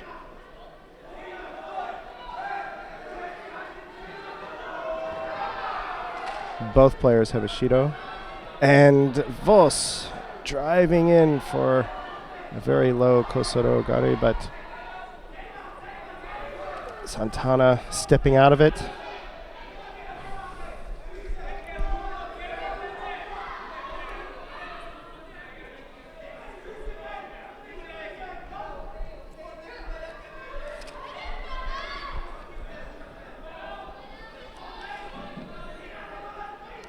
And Voss really, really trying to turn it up now because, she's just down that Wazari. But Santana doing a good job managing the match, keeping her lead of a Wazari, and she will come away with a win, not increasing her ippon percentage, but and not getting a Jujigatame, but still winning maintaining her lead, and she will be through to the next round. At 70 kilos. She is now in the quarterfinal. She's in the semifinals. Winner of category 2 in blue, representing Japan, Ura Masumi.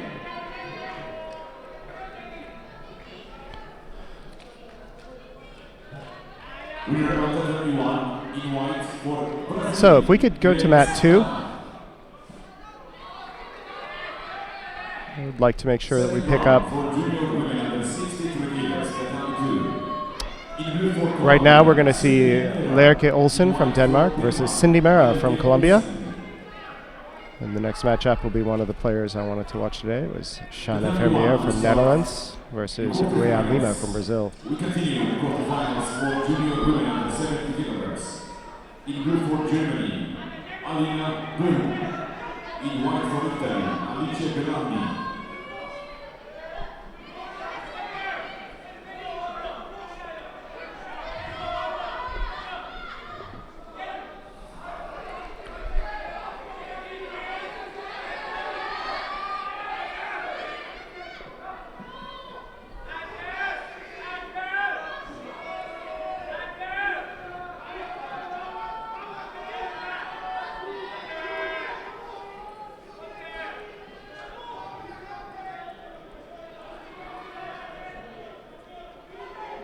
So both players have a pretty strong, switched off, beautiful Surigoshi. Olsen, Lerke Olsen throwing Cindy Mera with a really very nice over the shoulder Surigoshi. Just classical. That was huge, wasn't it? Yeah. So a really good demonstration of how this throw is not just about power. It's a really beautiful technique. She pops her hip in, really gets that nice torque and tension on the shoulder and upper arm, and that's what really lifts and drives Mera over for this completely solid, unequivocal ippon. One of the prettiest throws of the tournament so far. So on category 2, welcome in blue for Brazil, Riane Lima. In white for the Netherlands. Up now, Vermeer from Netherlands versus Lima from Brazil.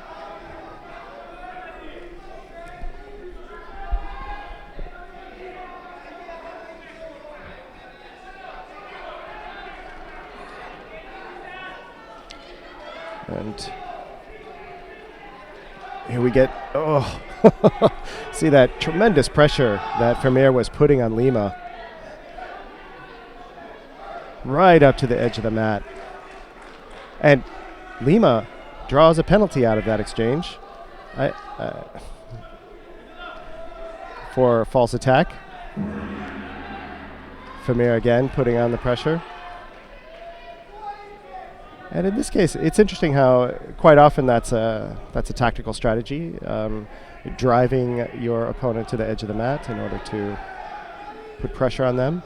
In Vermeer's case, I'm not sure. Oh, nice Sewanage for the ippon. Switched immediately into Osekomiwaza, pinning technique. But it was unnecessary as Shana Vermeer powers her way through her second match. Nice. Drop Morote Sewanage. Look at that. And in really deep and driving nicely off her feet to complete the action and making sure that that back really makes good contact with the ground. And see how she's continuing to torque and drive at the end. And the clip stops, but she immediately transitions into a nice pin there too. So let's go back to mat 1, where we have a quarterfinal match in progress. Alice Bellandi from Italy versus Alina Böhm from Germany. Second round. Belandi for up by Judo Iwazari, women under but 60 also has a kilos. Shido as a penalty. 1 minute left in the contest. For Belgium, Selina Telen. In white for Serbia, Anja Obradovic. Berm is a fighter making her way in the under 70 kilo category. Belandi, I will stick my neck out and say, has already arrived. Well, she certainly showed it in her match with Asahi.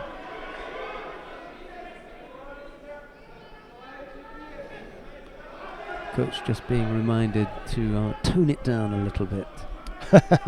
There was a Kazakh coach over on this side, on the opposite side, in the spectator, and he had to be Removed. lectured. He was lectured very sternly by Mr. Barkov. the Pan American, right? President or director.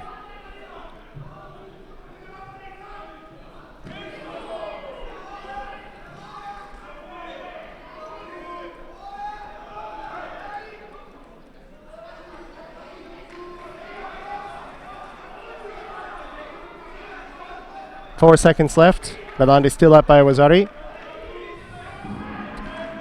And that's enough to win this quarterfinal match. Belandi will go to the semis, where she will face Alan Santana from Brazil.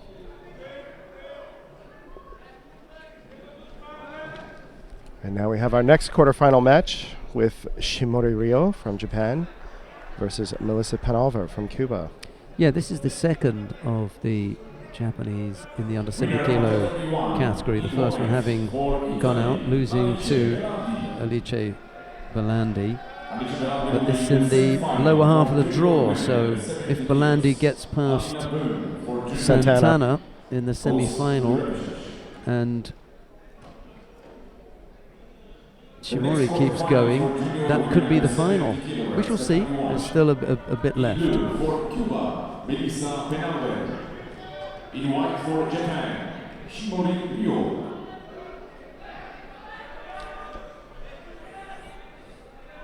Shimori Ryo has looked really good today, but Penalver was also very strong in her earlier match against Picoler. She had that really pretty throw against Picoler at the very, very end. Now here, what I see here is Shimori being very deliberate in walking Penalver over to the side and just making sure that she can only attack from one direction and just keep, look at that, she's got her really in the corner, just walking her right into the corner.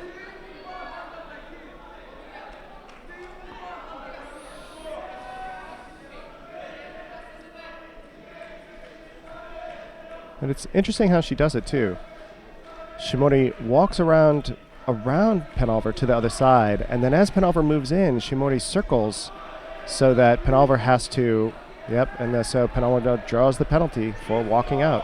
So look at that. So how Shimori deliberately walks to the far side of Penalver, and then as soon as Penalver gets her grip, Shimori's going to circle and get Penalver's back to the edge or put her in the corner.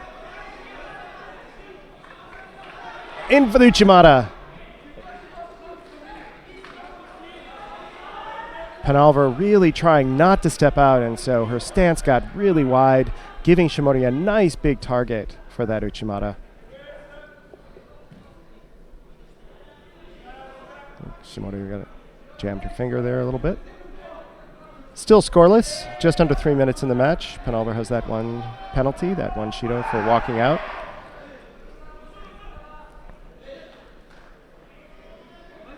So one thing that's interesting to see in this strategy is that while Shimori is clearly, deliberately bringing the whole match over to the edge or the corner, she doesn't simply drive Penalver out. She's not really trying to shove her out of bounds or anything like that. It's more subtle than that. It's much more about applying pressure from the space rather than simple physical pressure. But Shimori gets a very settled left-hand grip and then working in on attacking Penalver.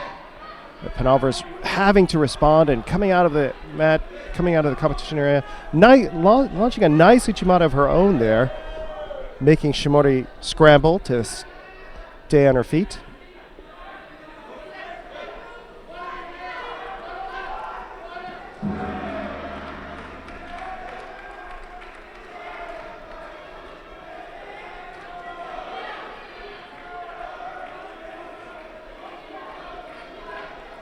It's an interesting use of, big Uchimata by Shimori. Walking again over the edge, and Penalver just holding up her hands going, oh my gosh. So watch this. So she walks her around, they walk to the edge, and then as soon as Penalver steps, Shimori takes a big shuffling step over to her left and opens up Penalver's stance, and then just gets the Uchimata. Nice turning Uchimata. Inner thigh throw. So Shimori, the unseeded player, beat Tomasifa in her last match, Penalver in this match. We'll face the winner of this match coming up, De Voogd versus Le Breton. Le Breton.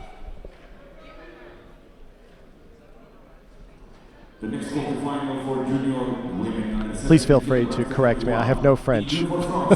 Le Breton. Le Breton. Candice Le Breton. Le Breton. The Briton. Yeah, absolutely. But in French. Winner on net 2 in white for Serbia, Anja Obradović. All kinds of irony in that name.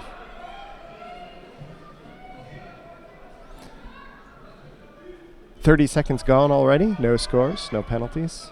Second round for junior women under 63 kilos, mat 2. In blue for Poland. Again, the strong right to left grip. And De Voogd in for Ouchi. Nice hopping Ouchi gake. Enough to get Le Breton off her feet, down for the Wazari. 3 minutes and 11 seconds left in the match. A long time. So let's see if she now changes her strategy. Is she going to continue to work and get that second Wazari or Nippon?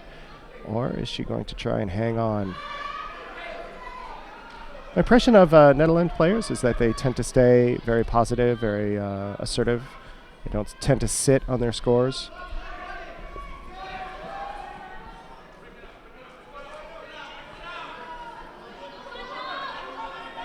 Of course, Le Breton is in a position where she has to just keep up now. She's got to either even the scoreboard or win outright. But she has plenty of time in which to manage it. Okay, De Voogd really working in.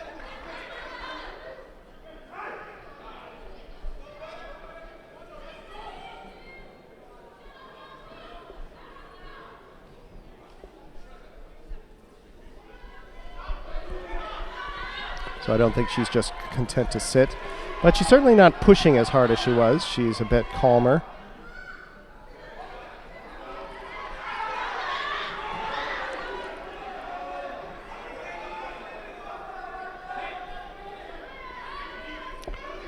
And Le Breton is also fairly calm. So there's still 2 minutes left in the match, a lot of time. Don't want to rush. It's definitely a rookie mistake to, once you're down, to heat things up so much that you tend to make mistakes.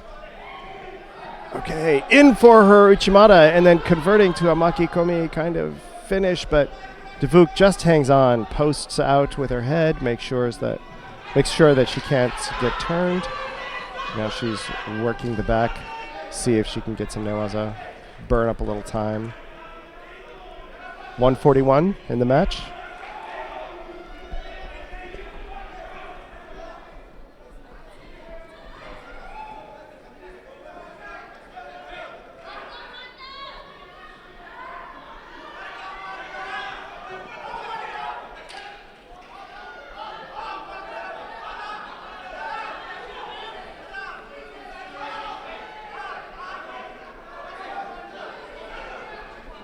Both players really locked, head to head, almost cheek to cheek. Now we're back to head to head. Have that strong. Oh, Le Breton in. Oh, okay. Good one. Le Breton in with her own Tayotoshi, but Devoot shutting it down and countering, driving Le Breton down to her back, and Le Breton going, gah, almost.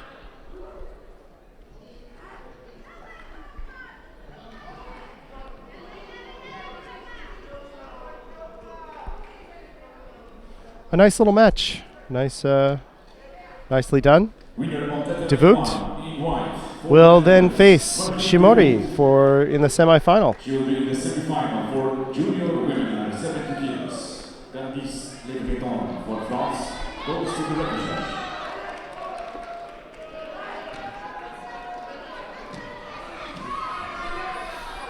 And there we see it again. Nice counter to the attack. Shoots across for Tayotoshi, but has no Kuzushi. Devoot steps around really wide and then drives Le Breton to her back. Really clean exchange there. Coming around, big step, drive to her back. A nice attack, but incomplete. Devoot really capitalized. Okay, quarterfinal match. No, I'm sorry, round 3 match with Kasahara Hiromasu at 81 kilos versus Luan Rodriguez.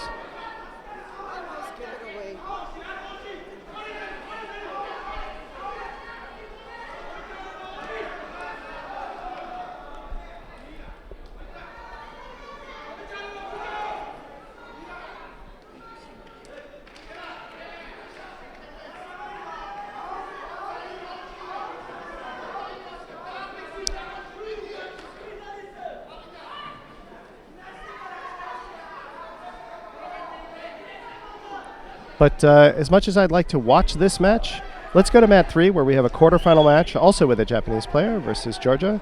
Mashiyama Kosuke from Japan versus Lasha Bekauri in the 90 kilo division. As you can see there, Mashiyama's in white, Bekauri's in blue.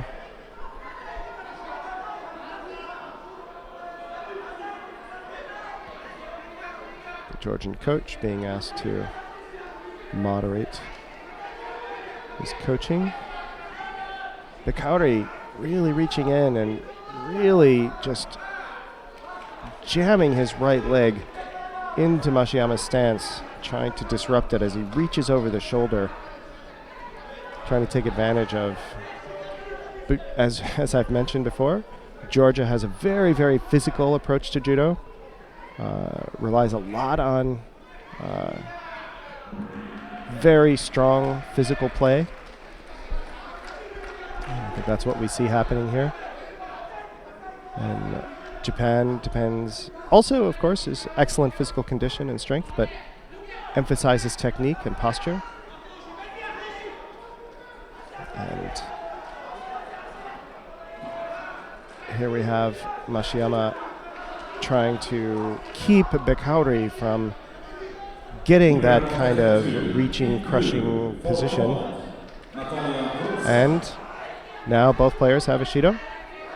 Lasha Bekauri has just picked up one for passivity because he has just not had attacks. He comes in with these big, see how he's reaching over and he's pulling so hard on Mashiyama's gi that he's, gathered it right up by his neck, just trying to bend him over, just crush him down. But that doesn't count as an attack, and as a matter of fact, you can be penalized if you, and that's what he's done. Just got penalized for crushing, for bringing your opponent in and holding him tight without a concerted positive attack. And there he got one. He was doing the same thing, but he reached also through with his right foot and just hooked behind Mashiyama's right heel to get that Kouchigari action, causing Mashiyama to stumble and fall, but of course falling to his front and not getting a score. 140 left in the match. Heating up a bit here as Bekauri comes around really wildly, and Mashiyama, I think rather desperately, tries to come in for kind of a Sewanage. Might be called, that was close, I think. Danger of being called for a false attack. Bekauri continuing to drive in with that crushing movement, trying to get these, again, low Ashiwaza. Mashiyama now standing up And coming in opposite angle and getting some elevation on Bakauri. Switching it up. That's a huge.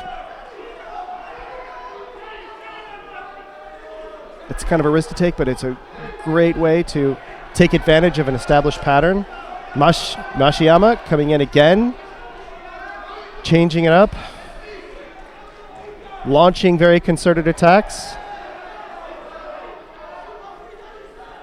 keeping the pressure on Bakauri, coming in with another Sewanage, and driving it over, but the referee calling mate halfway through. I think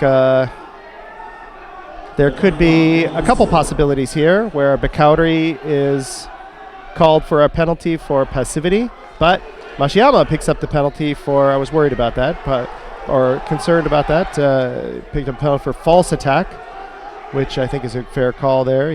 There we go, that's a much more concerted attack, really driving Bakauri around, and Bakauri having to drive his hips in to keep from getting thrown. It's, of course, one major measure of discerning the sincerity and effectiveness of an attack. Mashiyama, I think, clearly showing some signs of exhaustion here, some fatigue, I should say. And coming in, Kosoro, switching it up. Oh, lift! Oh, Bakauri. Now, Bakauri's in real danger, and Mashiyama trying to get choke, trying to get that shimewaza, choking technique. Bakauri's in real danger of being penalized out for passivity because he just hasn't had one. And Mashiyama's had several now. I've lost track of how many Mashiyama's had. Let's see. One more big attack by Mashiyama. A really good one. Of course, he cannot afford to do a false one. Oh!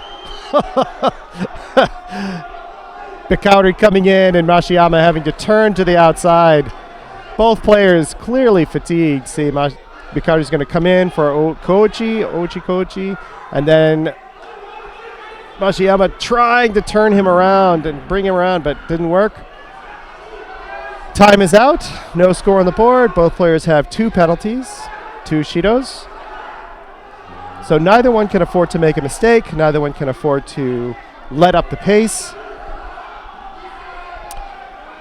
Bakauri's been called for passivity, and I'm really quite surprised that he hasn't been called again. But I think one thing that they're trying to keep in mind is, it's not ideal for matches to end in penalties. I happened to be sitting next to some officials who were where a match happened to end in penalties and said, this is really good. We've had 17 or 18 matches, and this is the first one to be decided by penalties. Clearly, officials don't like it either.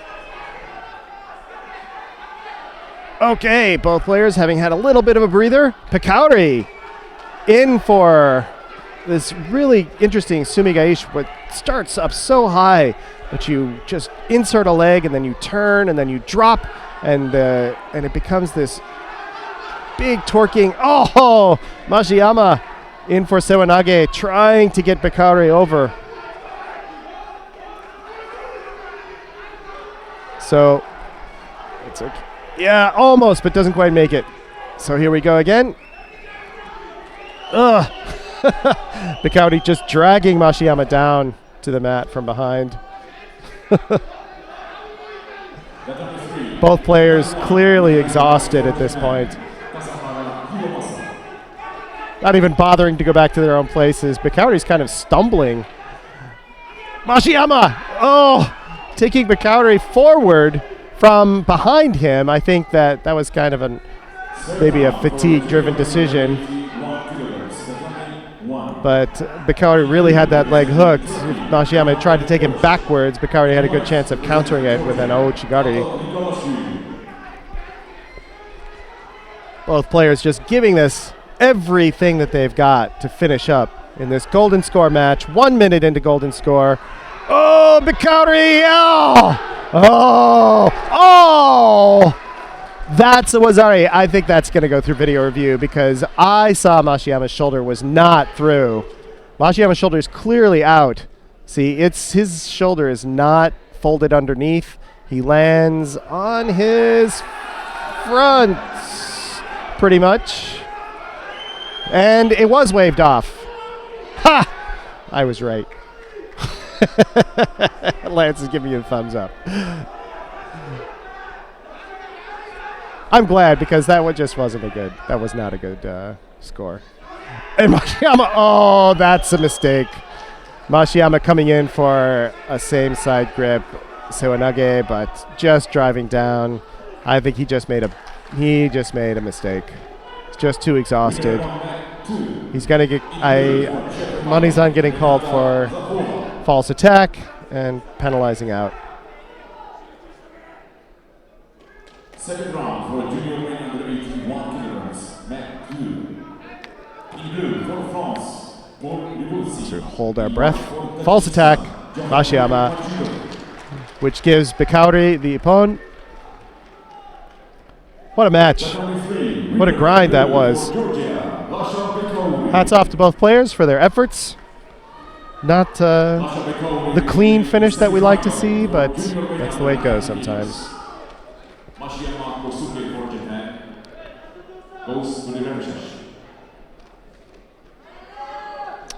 All right, and that's way at the top. No, it's not. I'm sorry. Where is this? 90. The next quarterfinal for junior men under 90 kilos, tatami 3. Okay, now we're in 90 kilos. For Bosnia and Herzegovina, Toni Miletić. In white for Serbia, Darko Brasnovic. Brasnovic versus Miletić.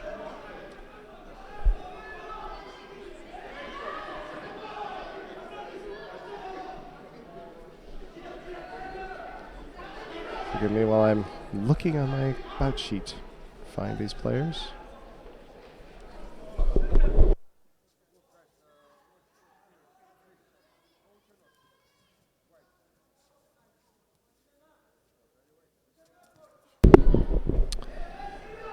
Oh, I'm looking at the wrong bout sheet. That's why I can't find it.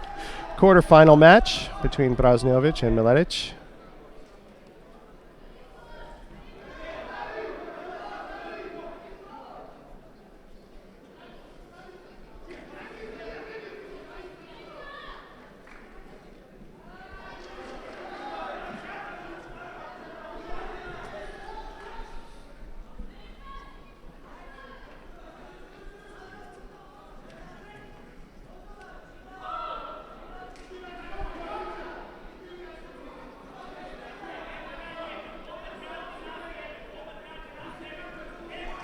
No score.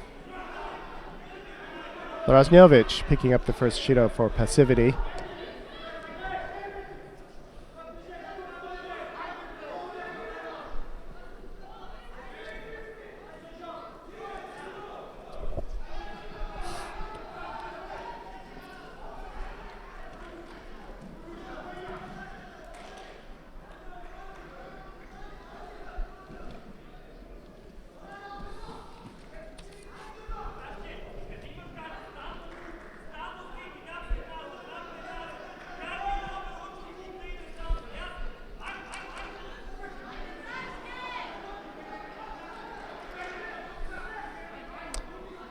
Both players really trying to find their entry. Neither really finding any real purchase. Here we have the Brasnovic.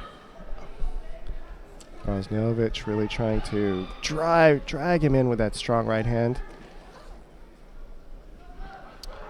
Miletić holding him out, strong left.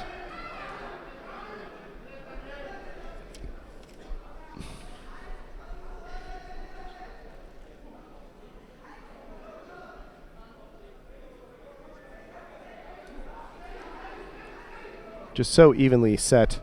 They're just kind of locked into this position. Remind me of a couple of buffalo. And at this weight class, they start to get up in that size range. So Miletić from Bosnia-Herzegovina versus Brasnovic from Serbia. 1 minute and a half in the match, no score. A lot of effort expended, but neither player able to get anything like a clear advantage for a clean attack.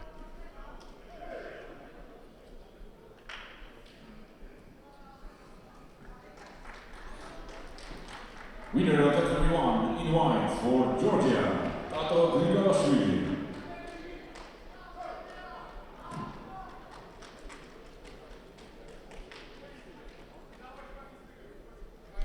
And Brazňović picking up a second Shido for passivity. I'm really not sure why both players didn't get one. I haven't seen Miletić really launch anything. There was this kind of seated Katagroma that we see so frequently these days. Number 81 kilos, mat 1. In blue for Azerbaijan, Murad Fatiev. In white for Georgia, Luka And Sultan. Brazňović in for a tiny attempt there at Tsurugoshi and then Ouchigari. And then Miletić heating up here a bit with his own Sore Tsurugomigoshi. So both players picking up the pace a bit.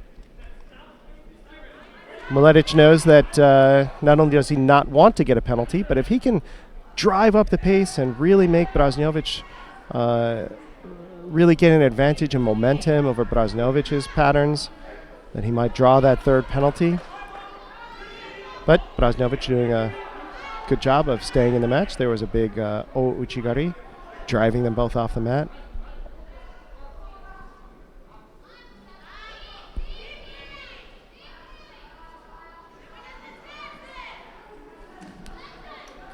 Both players clearly like the same kinds of things. Reminds me of that adage about two people trying to fill the same cup at the same time.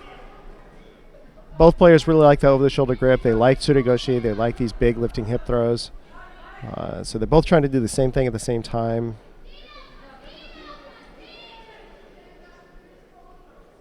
Neither one is quite able to do it. They're in each other's way. Down for Miletić, changing it up. Down for a low Kosoro Gari, Kosoro, almost Yoko Otoshi kind of attack.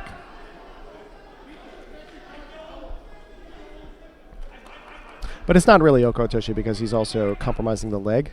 He's not just sliding down to his side. Okay, time is out. Golden score. Neither player has any kind of point. Golden score, tatami 3.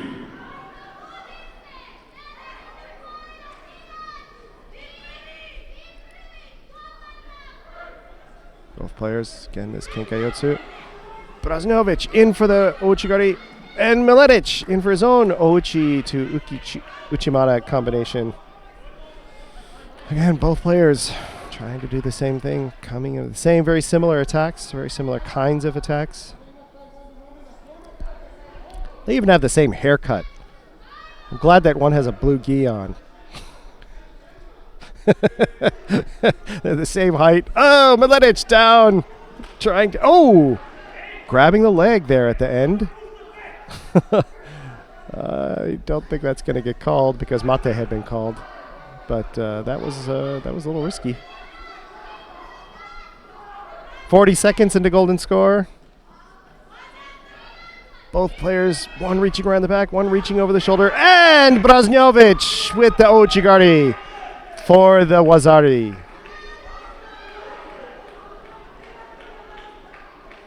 Throw enough rocks, eventually going to break a window. And he finally coming in. That was actually the nicest entry too. Came in with Tsurugoshi. Miletić steps around to avoid it. And then Brazňović follows up with this very good Ouchigari to bring Miletić down. See, look, he steps in, Miletić counters, and Brazňović counters the counter. Good exchange there at the end.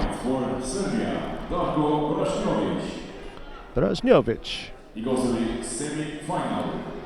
Georgi Chanishvili, our wonderful announcer, whose pronunciation of all of these wonderful names far surpasses anything I'm ever going to be able to do. Brazňović, who will face Balanta in the semi-final at the top half of the bracket.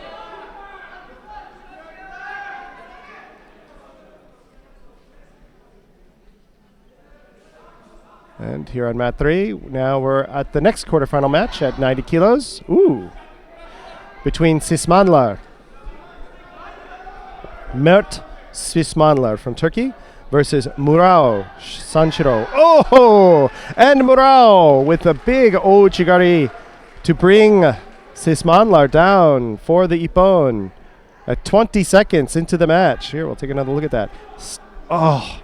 So just as he switches his grip up and then hooks that leg, also to Kochigake, really, I think. Let's see. Yeah, Kochigake. The difference, of course, being a hook and a reap. Brings him around. Sismanlar takes a step. Murao hooks that just behind the knee. Very nice. Kochigake. Okay. Murao is through now to the semifinal. And here we have an all-German quarterfinal.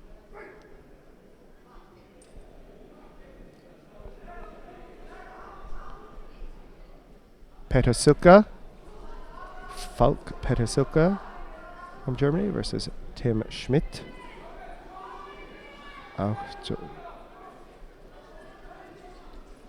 Auch Deutschland. I have a little German. So as you can see, there's no coach because they're both from the same country. Of course, I'm sure that they're feeling a little unfortunate that both players are in this half of the, not only in this half of the bracket, but in the same pool.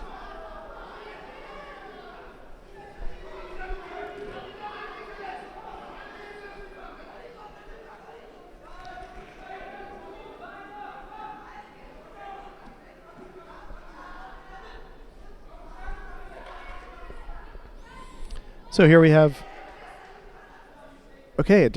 something we haven't seen much today, where we have both players have a strong left side. Both left-sided players. That's unusual. Typically, if you have a conventional grip, it's two right-sided players, right-handed players.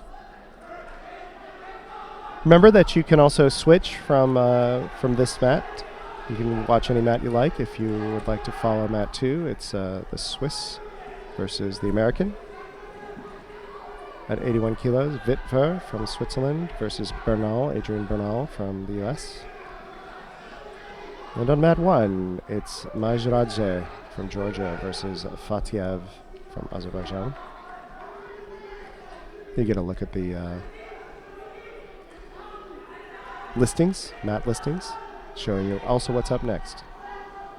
You can also follow all that, as you can see in the corner. We have igf.org. You can go online and get a good look at brackets and where people are. We'll automatically update for you.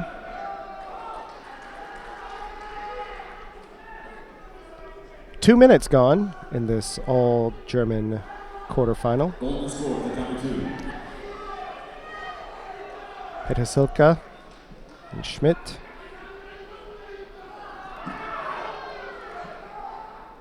Both have Petersilka in for a big Ouchigake and Schmidt just hopping along. Clearly, so even though he's got the leg, there's no Kazushi. Neither player. See, they're doing this kind of tentative attacking low down. Here's a highlight from mat 2. Nice hopping Uchimata by Wittwer over the American, over Benel. Called a Ken Uchimata. Come in nice and deep. Can't quite get it at first, so you hop a few times and eventually bring the other player over.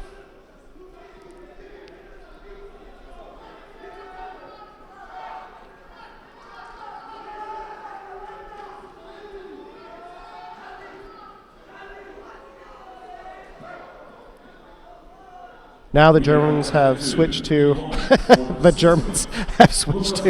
a similar grip, although down on the sleeves this time. Oh! And Petersilka switches it up, getting an over-the-shoulder grip to drive in. Very, very different. And changes the pattern, catches Schmidt with a beautiful driving Ouchigari. And Schmidt is just very unhappy with that. So in over the shoulder and around the waist and in for that Ochigake. A hooking leg instead of a cutting leg.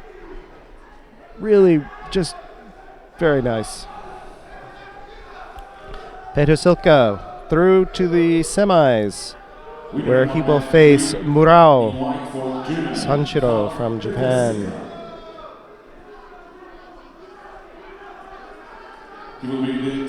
Up next, one of the matches, one of the players that I was interested in watching today. It's a round 3 match, so we'll stay here. Christian Parlati from Italy versus Jan Reintjens from the Netherlands.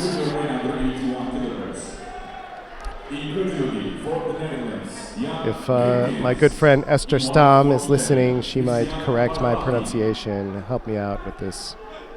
Help me out with this name. Reintjens. Okay, Parlati in for the strong right hand grip. Reintjens with the left. And Parlati likes to come in with this right leg, and he'll just sort of disrupt his opponent's position with that right leg. Oh, sumigaishi! And then try various things. He likes his ashiwaza. Parlati also has a strong hip technique, a strong haraigoshi, a strong sweeping hip. But even that, he uses his leg a lot. So, right, Parlati really, really likes his leg techniques, his ashiwaza, as I mentioned before. So there we go. See, there's a little kosorogari. And we already saw how he's reaching in with that right leg. He also really, really likes his o uchigari. Reintjens picking up the first penalty for keeping his shoulder away. Keep refusing to engage with that offhand.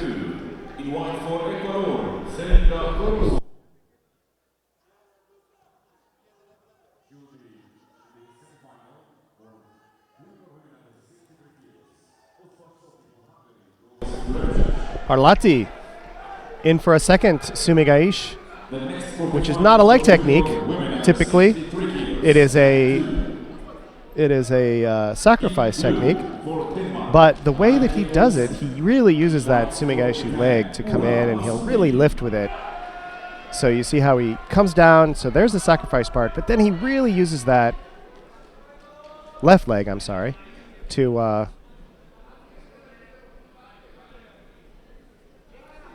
no, that was his right leg. I'm getting fooled by how he's turning around. Lance is he twists around. It's hard to keep it straight. His right leg to do a lift. Oh, and Reintjens responds and picks up his own wazari.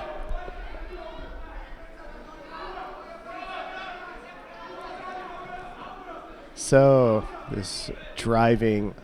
So his own Taiotoshi. And finishing up. Parlati's lucky that that's not an ippon. But he landed enough on his front to really kind of disrupt the motion enough so that this isn't an ippon. But it is a strong wazari. And so now the match is even in terms of scores. With 2 minutes left, still lots of time. Halfway through the match. Let's see what Parlati pulls out here. So we have a highlight coming up on mat 2. The Japanese quarterfinal match. Oh, so Japanese player comes down very pretty. What is this? Sewanage. It's a Seoyo Toshi, but she's not dropping down. So she's coming in, she's stepping across, but see how she drives up? So I would call that a split stance Sewanage. So really beautiful elevation, very tight. Nicely done. So that's Ura from Japan defeating Olsen from Denmark on mat 2 in the quarterfinal match. One of the unseeded Japanese players who is now through to the semis. So, oh gosh, now I'm torn because We'll want to watch Vermeer on mat 2. So, but we're invested in this match, so we're going to stay right here. And a second Wazari for Parlati. Okay. So we'll quickly see this highlight, and then we'll switch to mat 2. Well, we'll see the highlight as soon as our fabulous technical team gets it to us. They're just incredible how they do this.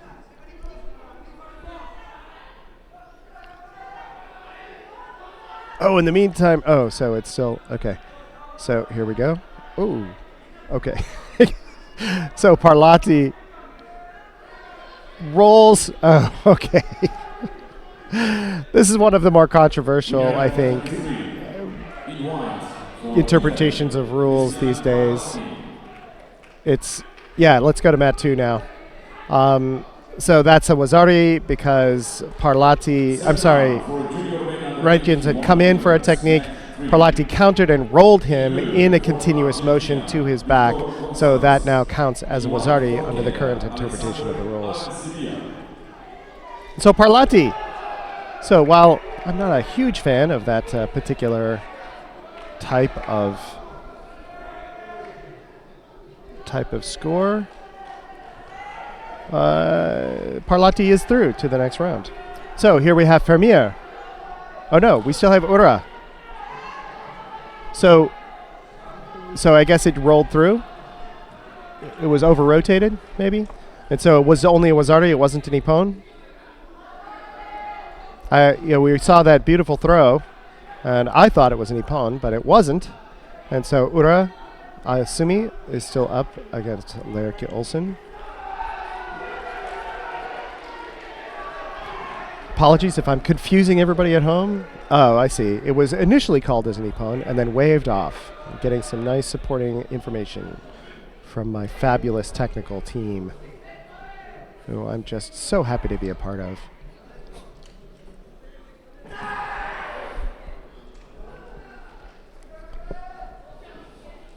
So kind of interesting contrast there between two throws. An amazing throw by the Japanese, which is called a Wazari, and then this other rolling throw by Parlati, which is called a Wazari. Hardly seem like the same family. Here we have a highlight from mat 3 from Mashiyama throwing Miletić. Really nice Uchimata there.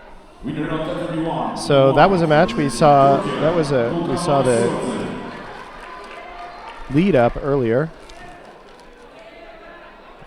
I can't believe.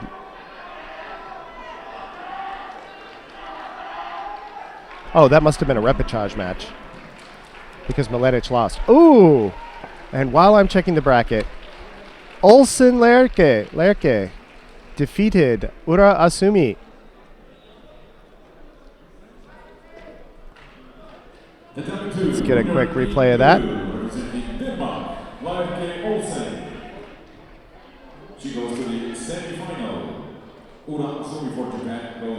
So Lerke Olsen brings her back and then gets the pin. So she brings her back for the Wazari, or is it a Ippon right there? I couldn't tell. It's a Wazari, and then she immediately converts to a beautiful Tani Otoshi.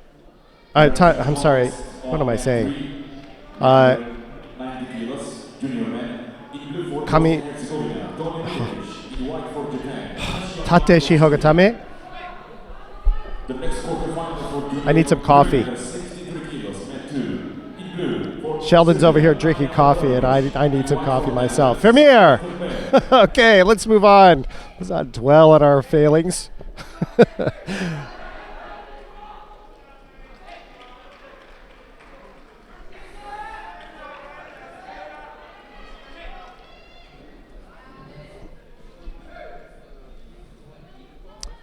So, 18 seconds or so into the match. Vermeer, Shane Vermeer versus from Netherlands versus Anja Obradovic. Ooh. And in for the choke, in for the shimiwaza. Oh, and that's what I'm talking about. Vermeer gets the nice little throw and then immediately transitions. Oh, and she's out. That girl is out. That girl's completely out. the referee was watching, but Obradovic never had a chance to tap. She was out very quickly, and so being attended to by our medical team to make sure she's okay. And she's up and on her feet. So everything good. And that is the effectiveness and efficacy of Judo Shimewaza. Properly applied, they're extremely effective, but when attended to quickly, there is no damage. I've been choked out several times myself and was still able to get my PhD eventually, so I can attest to both their effectiveness and their relative harmlessness when done correctly. So Vermeer, very happy to see Vermeer through very decisively to the semifinals.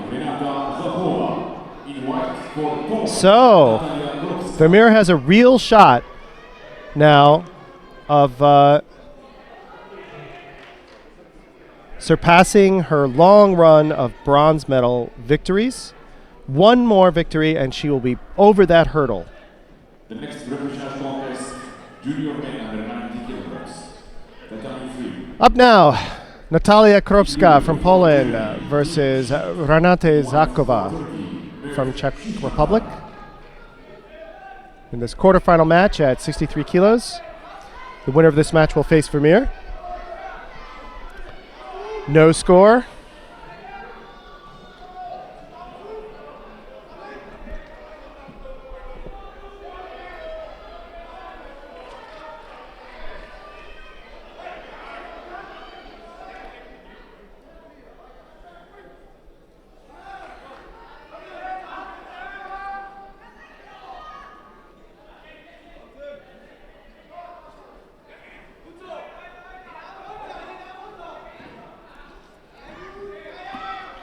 Oh, and Zakova might get...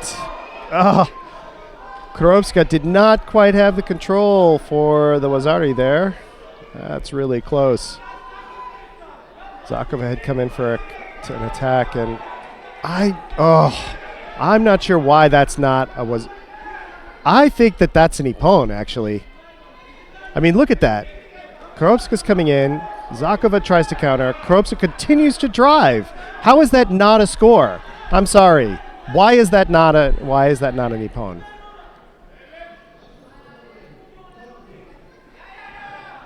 Okay. Well, we'll just keep playing the match.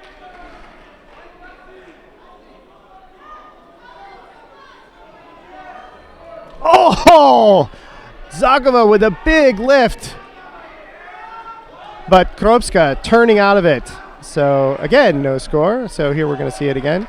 Kropska coming in. Zakova picks her up, but Kropska turns out of it. Nice. Kropska initially attacked Lilo Chigari. Zakova lifts her up. Wow, these two are battling. Although I still think that should have been an ippon. So, just under 2 minutes left. Natalia Kropska from Poland versus Renate Zakova from Czech Republic. Kropska in for a big Uchimata. One of these women is going to throw the other. They are working for the throw.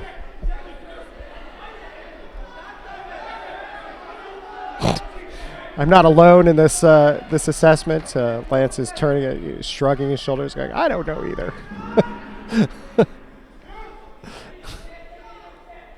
I just don't want to be alone when somebody comes up and says, stop it.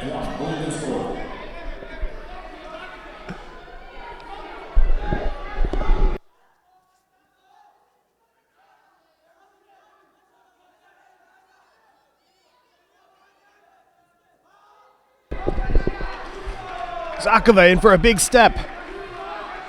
Kropska sprawling out. And I think something happened in that exchange. Kropska's holding her arm.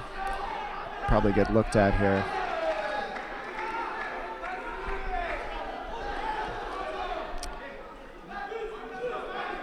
Okay, she's shaking it off, and she's back in the match. These players are all just so tough.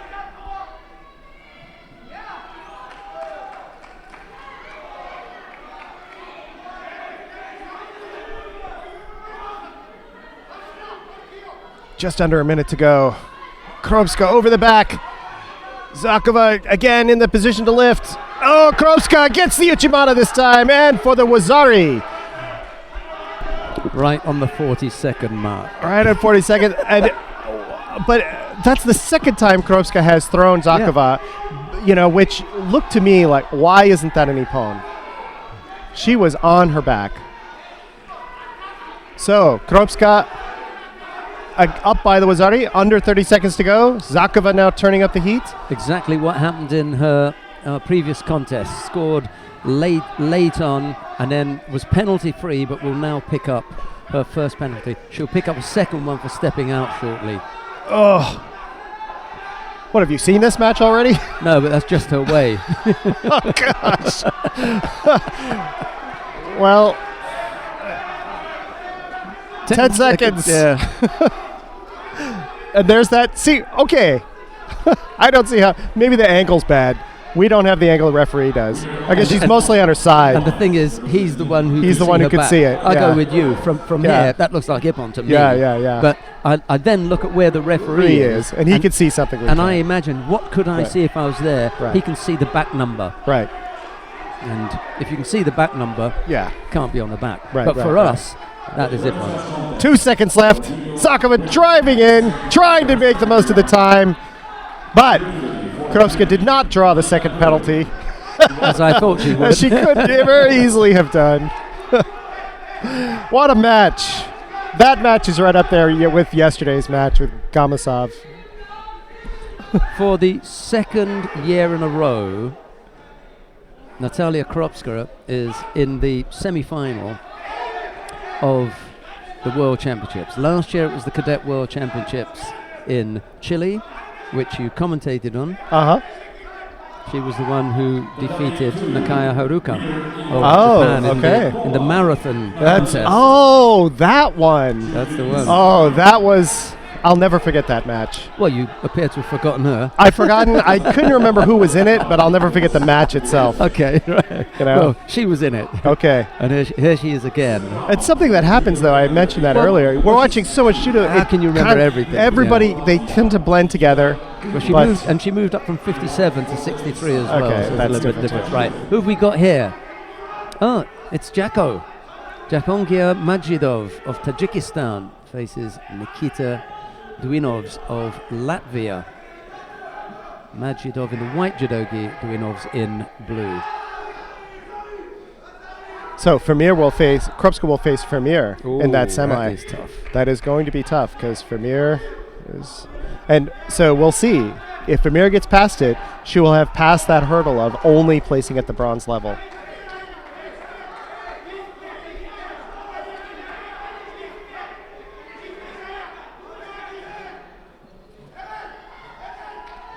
Majidov, the taller of the two players, really reaching around. We saw him a little earlier in the day.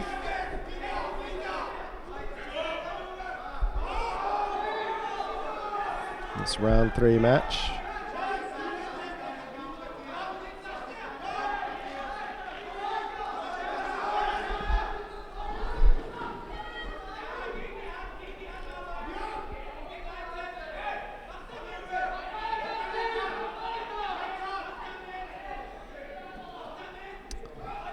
Okay, holding his side out, refusing to engage, picking up the first Shido, Majidov.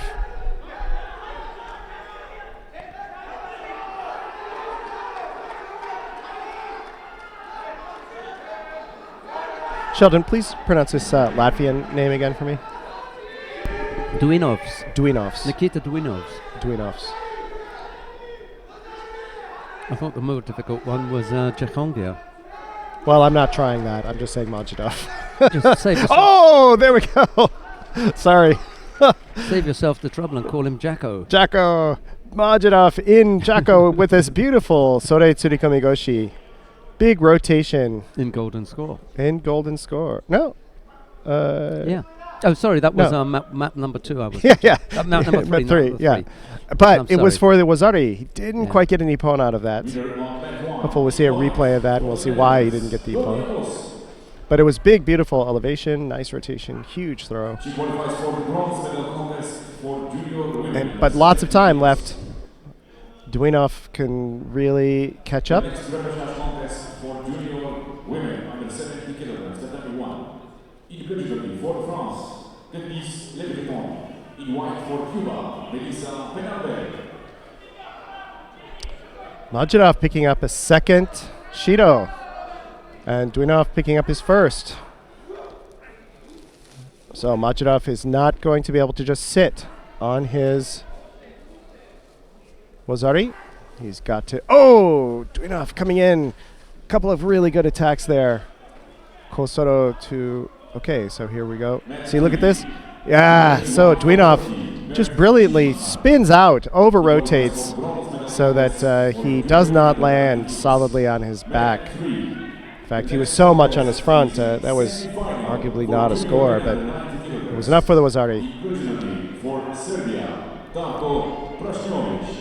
In white jersey for Georgia, 1 minute 12 seconds. Majidov getting a little frustrated, I think. Starting to talk to the ref instead of play the match. Okay, camera, move over to the right, please. There we go. And Ippon for Majidov. I can sense your frustration there, Gene. I sympathise with you. It was a slip by our cameraman there. Yeah. Never mind. Okay. But the cameramen have been terrific last few days. So Right. Don't worry, Lance. Okay. Our tech guy's going to go down there. The only reason I say that is because we wanted to go to mat number 3 to see the semi-final between Lasha Bikauri of Georgia and Darko Brasnjovic of Serbia. We'll have to wait for him Yes. to come back. Oh, there, the Chief's on. yay, There you go. got a good backup. There we go. It's not bad for a backup, isn't it? Not bad. Right, there we go. Bekauri in the white judogi, Brasnjovic in blue. There's no score yet. The Serb fighter Brasnjovic has picked up a single penalty, and we've got 3 minutes of the contest remaining.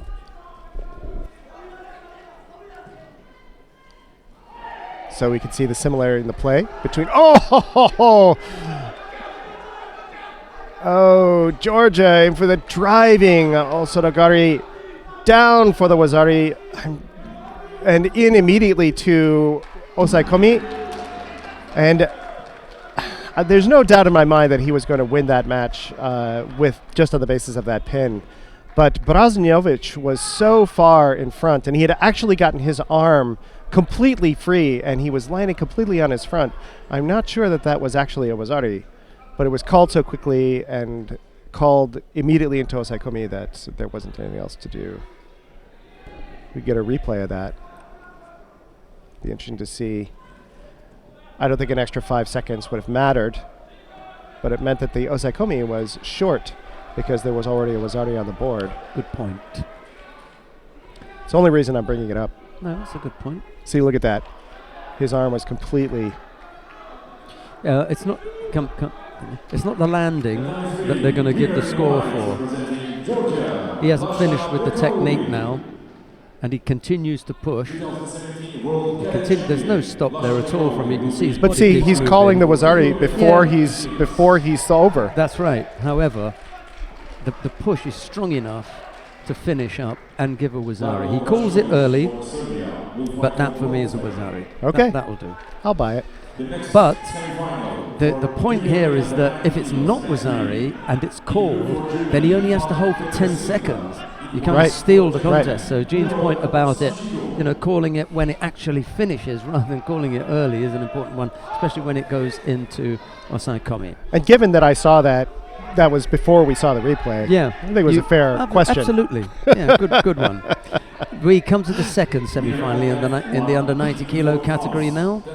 Murao Sanshiro of Japan faces Falk Petersilka of Germany.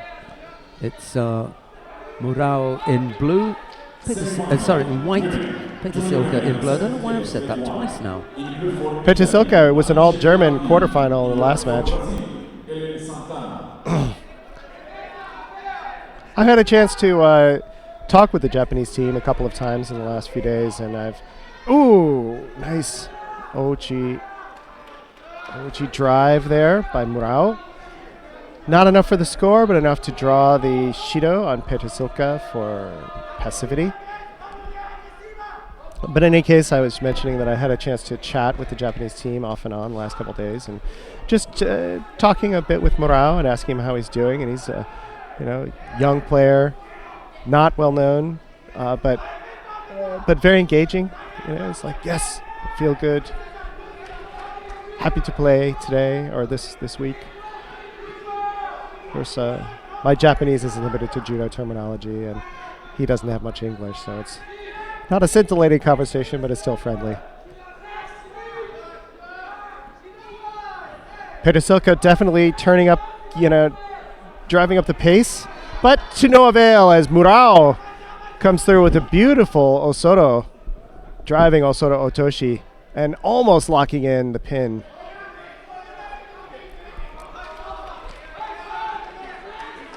Murao with the Wazari. Here we go. We'll get a chance to see this. In! Oh, with Sore Tsurugomigoshi. And then finishing up with this Osoro finish. Nice blended movement. Really drew Petersilka around to stop that Sore Tsurugomigoshi. And then in for Ko-Uchigari.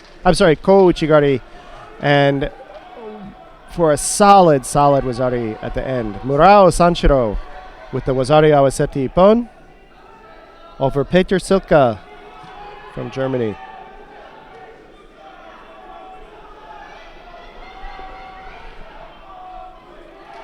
Winner on mat 3, in white for Japan, Murao Sanshiro.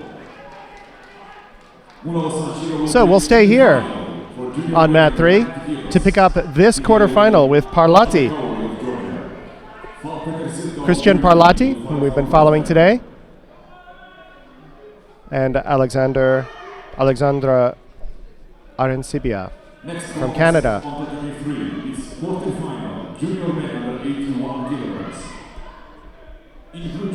How's the semi-final on mat 1 going with the number 1 seed, Eileen Santa Anna and Alice Belandi?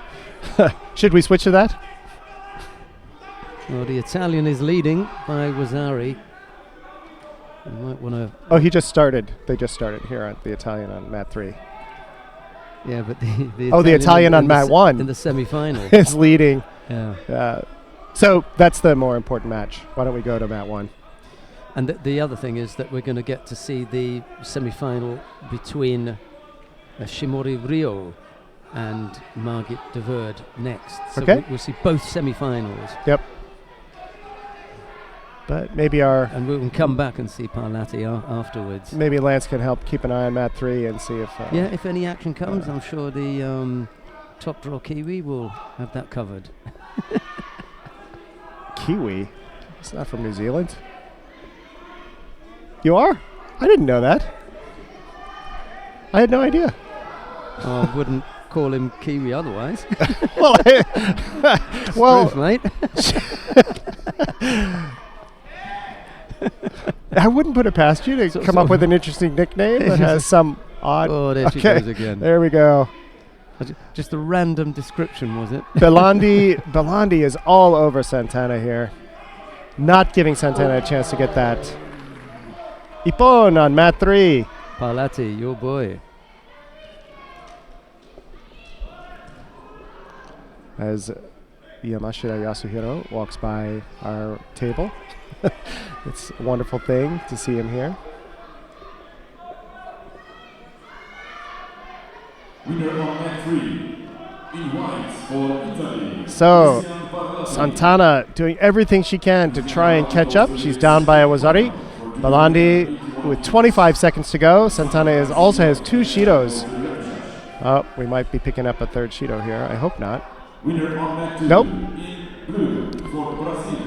Just 20 seconds to go. Belandi in for a little Sewanage. Oh, and in for the Ouchi. Santana just turns out. Okay, here's the highlight for mat 3. And Parlati in for that Uchimata.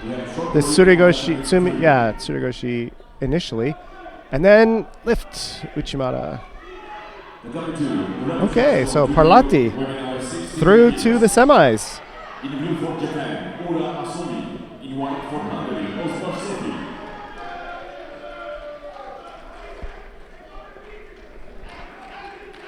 Time has run out. The single Wazari was enough for Alice Balandi of Italy to make her way into the final of the under 70 kilo category. Alice. I was seeing that. I hadn't said it, but I was seeing that and thinking to Alice. That's okay. I've said Alice. that before. Alice.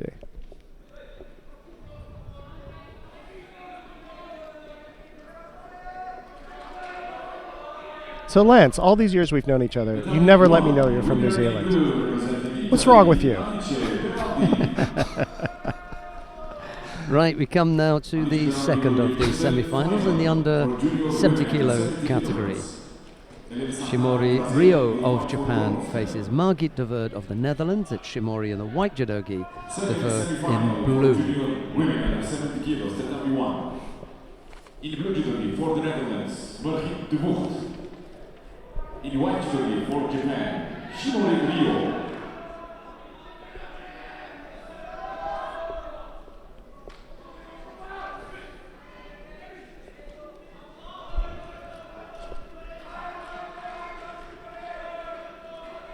Shimori coming in with a classical left-hand stance, very upright posture, and really trying to shake it up. De Voogd trying to disrupt that very powerful, coming in, Sore Tsuri Komegoshi. So,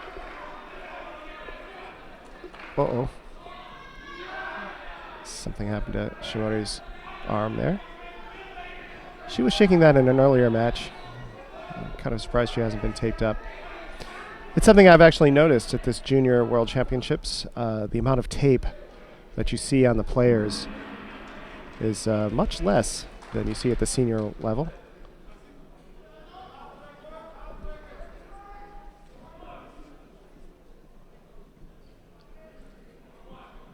So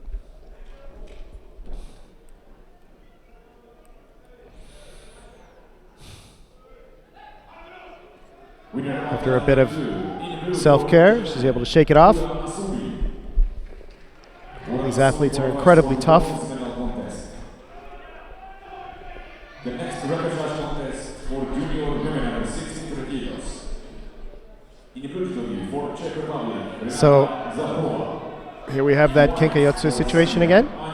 Probably somebody's being called for refusing to engage on the right side. Yep, Shimori Rio picks up the Shido, the penalty. Clearly her hand is still causing her some distress. That's always so difficult when you've got this kind of low-grade injury that doesn't take you out of the contest, but, you know, it just becomes an extra thing to deal with. Oh, but clearly Shimori Rio is able to focus past that to get a nice Uchimata on De Voogd and into Osaikomi. And she picked up the Wazari, so but De Voogd just breaking the Osaikomi in time to forestall that second Wazari. Meanwhile, on the adjoining mat in the under 63 kilo category, Anya Obradovic has just thrown Renata Zakova of the Czech Republic for Ippon to take her place in the bronze medal contest. Spinning Uchimata from Shimori. And again for the Wazari. Wazari Awasete Ippon.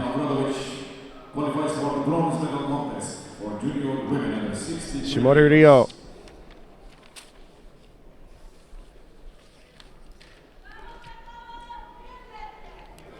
Into the semifinals where she will face Belandi for the gold medal. Shimori Rio will be in the final for junior women under 70 kilograms. Margit de Voogd for the Netherlands will fight for bronze medal.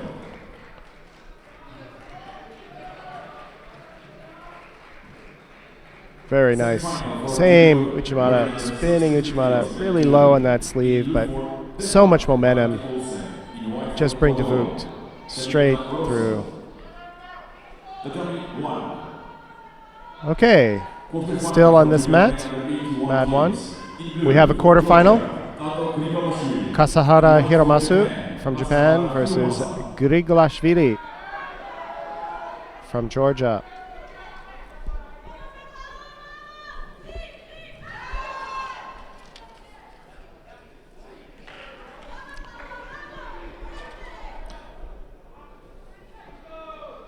Haven't seen much of these players today. I think it may be the first time we've seen Grigolashvili. So we'll see how this is interesting. Kasahara has a right-hand grip and a left-hand stance, because that's just how powerful Grigolashvili is turning him. And so Kasahara is just not giving him his right side, really holding it out.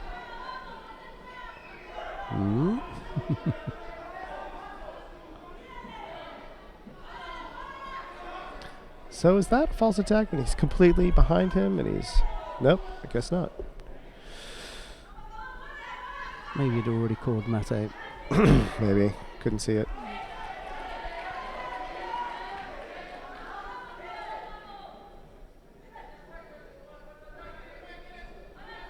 So, Kasahara, again, taking a left hand stance, trying to set it up. He's got both hands now.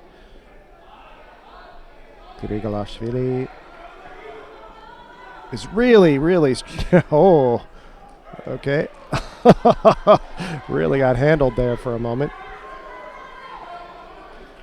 Kasahara wasn't quite able to take advantage of it. There's a huge Uchimata opportunity when you get your opponent like that.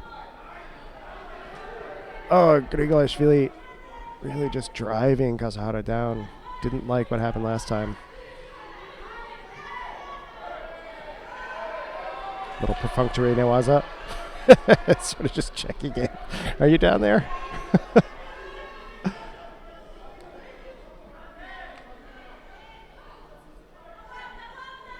See, that's just odd how Kasahara reaches in. He's got that strong left stance, but he's reaching in with his right hand. That's so unusual. Grigolashvili trying to disrupt Kasahara's stance, doing a lot of these little ashiwaza attacks. Okay, one of these players is going to get called for, yep. Kasahara picks up the first Shido, the first penalty for defensive play. Jigotai,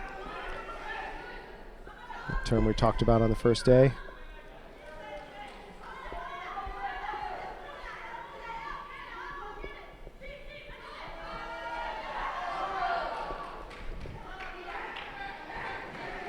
Oh, Kochi for the Wazari.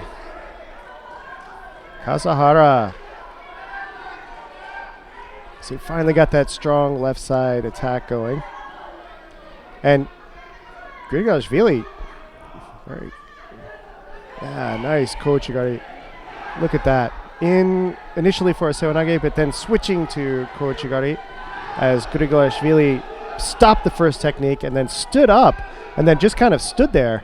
Of course, in slow motion, it looks a lot longer than it is.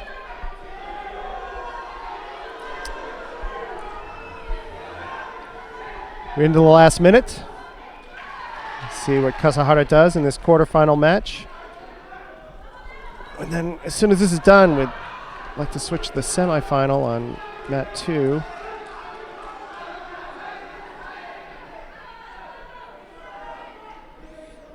Looks like we're getting a video review.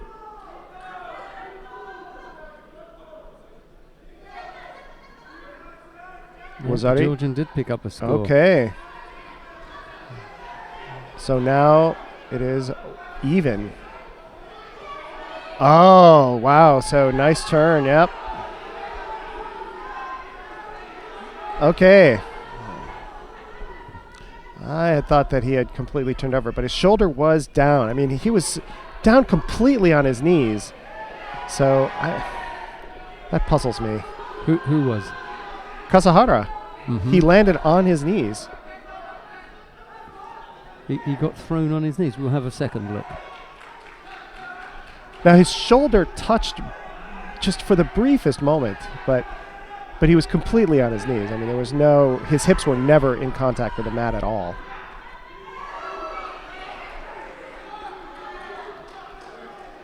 Well, I'm sure we'll get to have another look at that score. There it is. Oh, no, he was down on his side first. Yep, okay. Yep, yeah, he was on his side first. Okay. Well, so we have a Wazari to Wazari with 3 seconds left.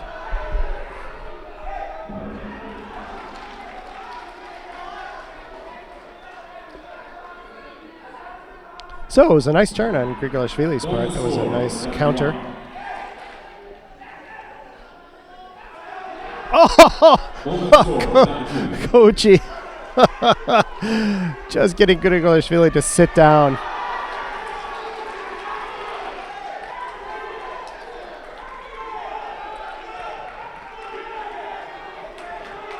Ochi trying to open him up and rolling him for the Wazari. Kasahara.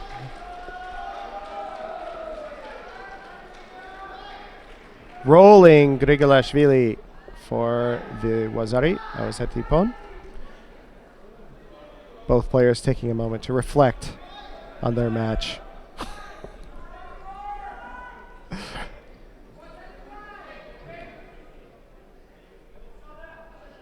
So we'll get to see a little replay of that.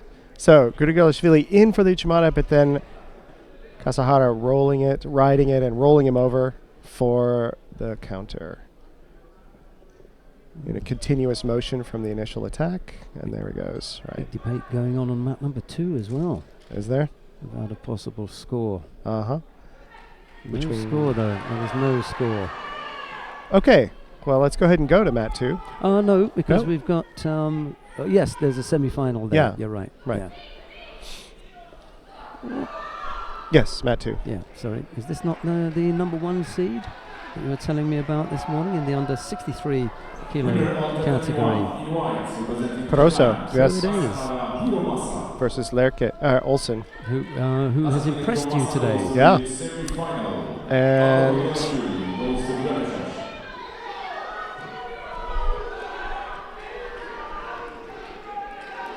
the next quarterfinal contest for junior men under 81 kilos, mat 1. In blue for Hungary, right line Robert.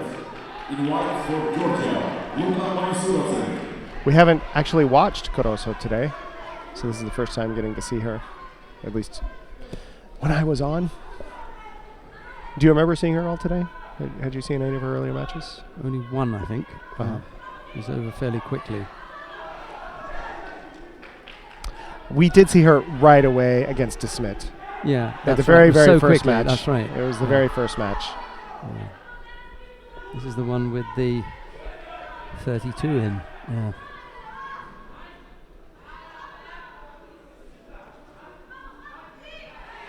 Too far away. Yeah. Oh, boy. Not a good one. That's not good. Golden score with 2 Shidos apiece. Yeah. 2 Shidos and a Wazari each. Gets away with it. Oh. Oh, again. Sorry. You're gone. Oh. That's it. Gave it away. You got away with it the first time. No chance now.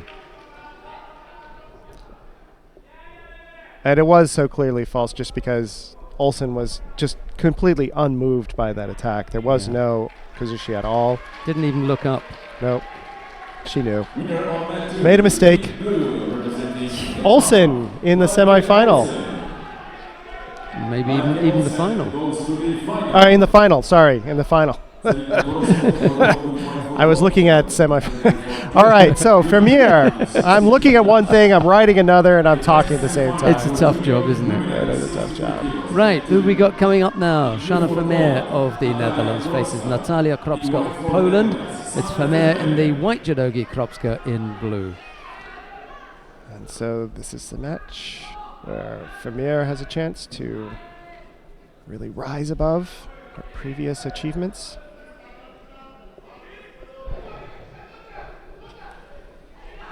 Yeah, that was a false attack. She was only ever interested in getting away from the strong grip. Yeah. Glad they gave that.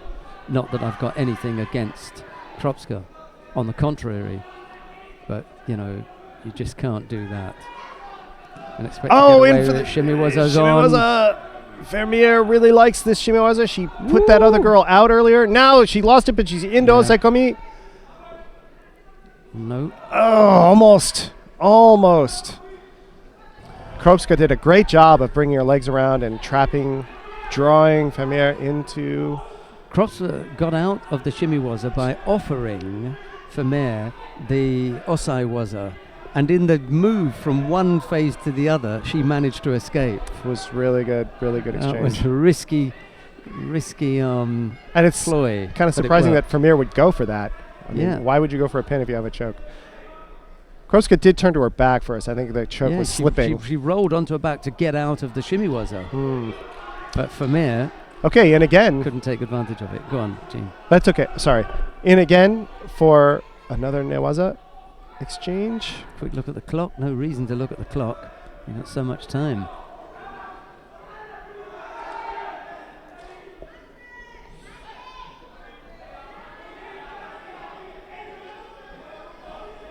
And trying to do Soregaruma.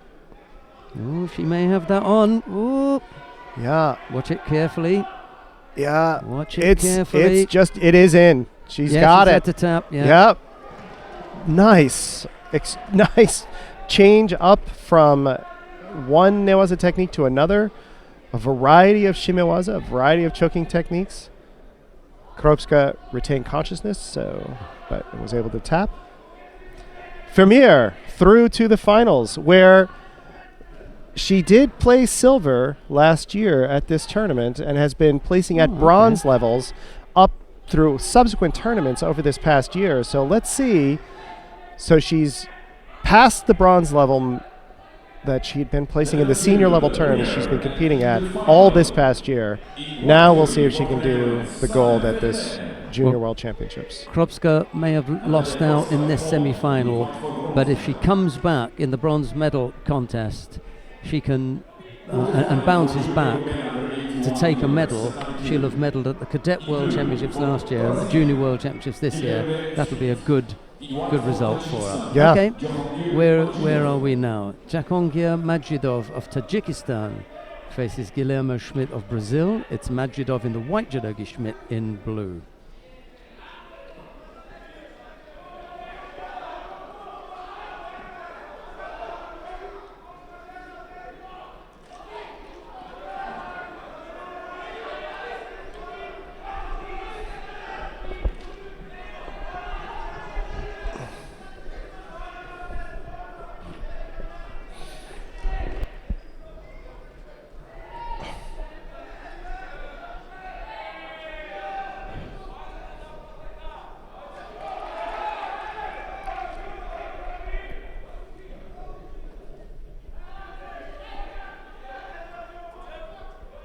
Majidov really driving Schmidt coming in for a spinning entry.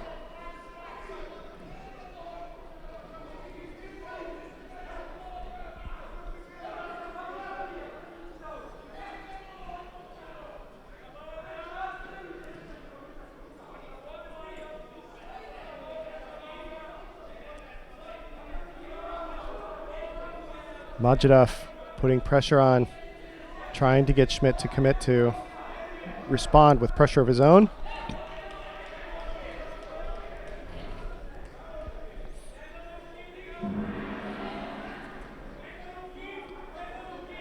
Majidov in for Tsurikamigoshi, but Schmidt just dropping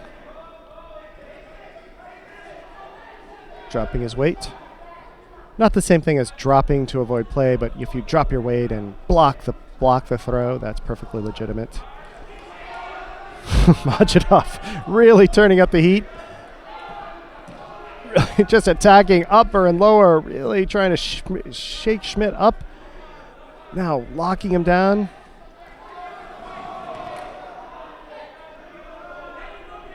I think Schmidt kind of at a loss as to how to respond to this.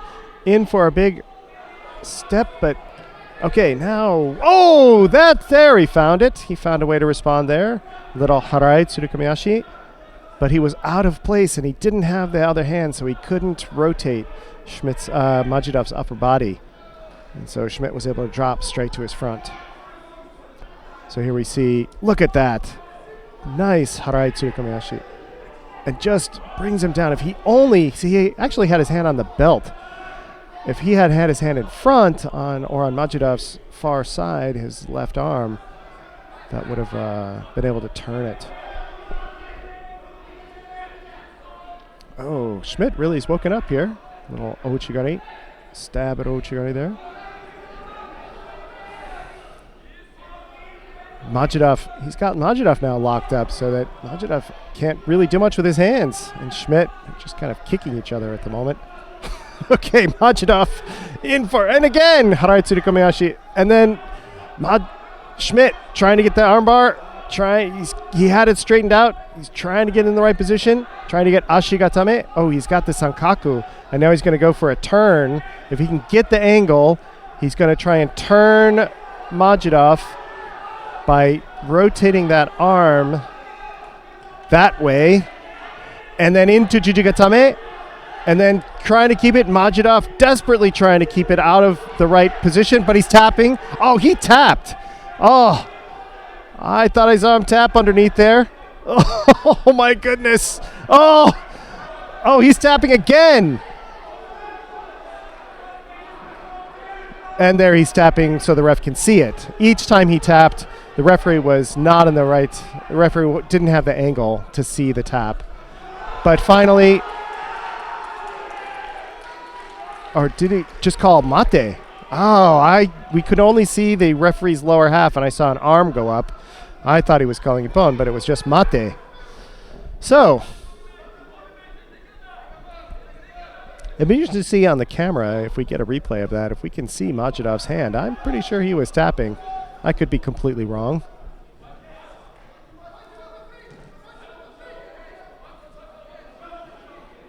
And again, Schmidt having an opportunity to do a little Katsatsuwaza, but doesn't pull it off. So, scoreless. So here we're going to see a real quick replay. So look at this. Look at Majidov's left hand. See, look at that. That looks to me like, now that's the end of it. That was the second of the two times when I thought I saw him tap. Okay. We have break on Tetami 1.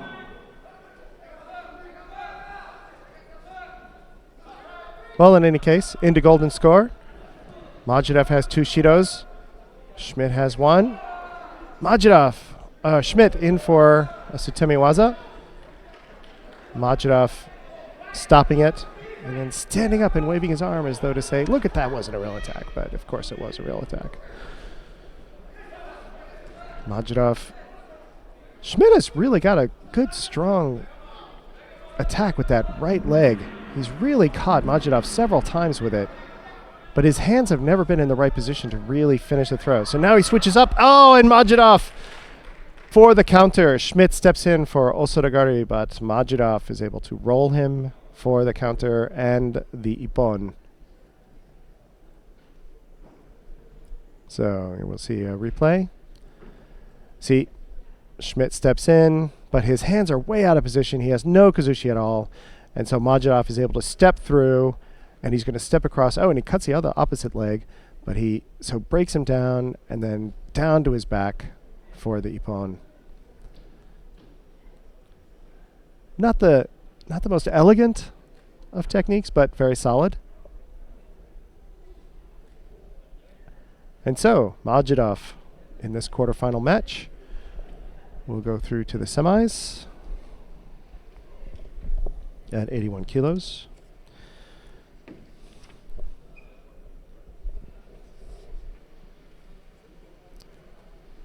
Winner in white, representing Tajikistan, Jahandir Majidov. Where he will face Parlati. But there will be a break now because the referee, the athletes must have a certain amount of time to recover from their previous match, and there is also a break on mat 1. So we're going to take a break until the matches resume. It'll be about 10 minutes, 8 to 10 minutes. We'll be back in a few minutes.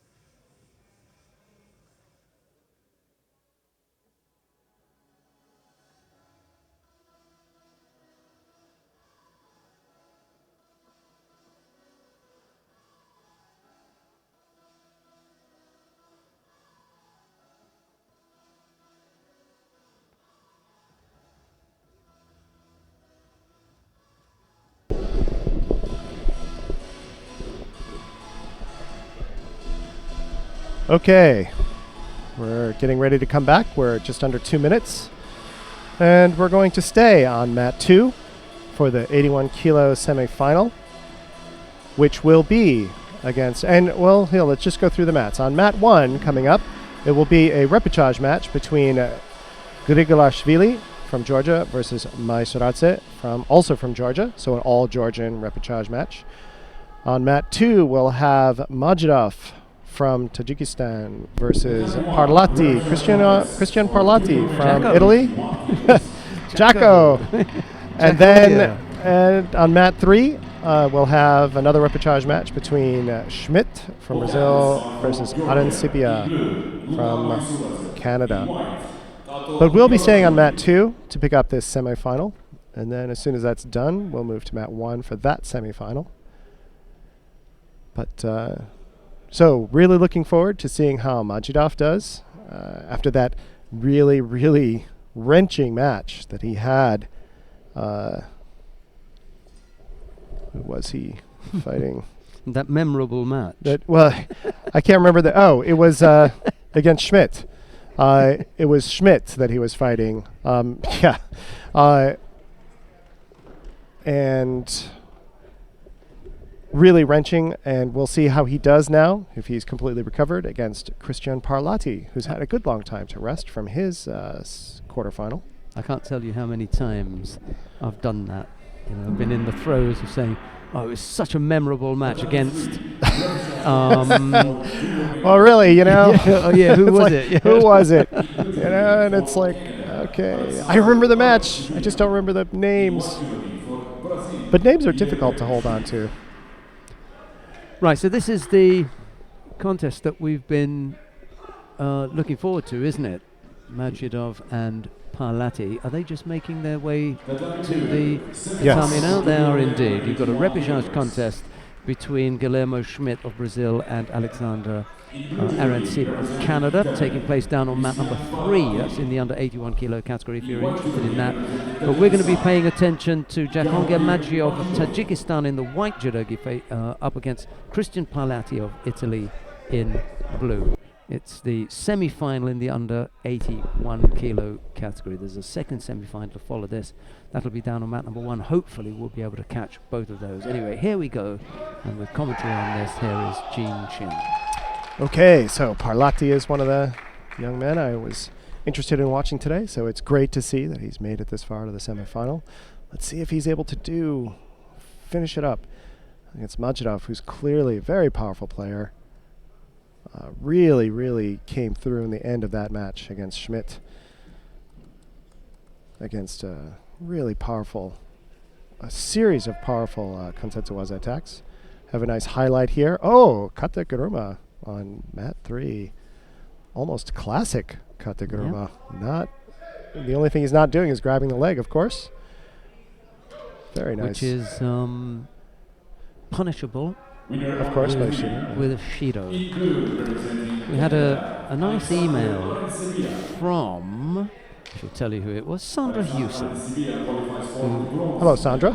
Sandra said that she's enjoying the commentary on the IGF Tour competitions, but once at least at the World Seniors and twice now at least at the World Juniors, commentary has been incorrect regarding the leg grab. Check the current rule. Well, there's no need to check the current rule. We know what the rule is, but apparently we have said that the Shido was punishable by hand sokamake. Well, I can assure you that my colleague here, Jean Shin, knows what the rule is, and unless I've become doolally in the last couple of weeks, I also know what the rule is. So I had a look back over the videos, because we've got that kind of technology, because our tech guy Ziad takes a note of why every Shido is issued, and I looked for Shidos that were issued for a leg grab as the third Shido. Mm-hmm. And on a couple of occasions, Sandra, you're quite correct. We have said that someone has been given hand sokumake for a leg grab, but only because it was the third Shido.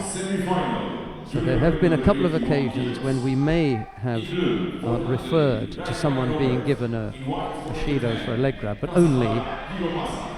Oh, and that was nicely done. And Oh, took his he time there. pawned. Yes, well, think about it. Look, the referee took his time. He did. He's got to find out if there was control, force, and landing on the back.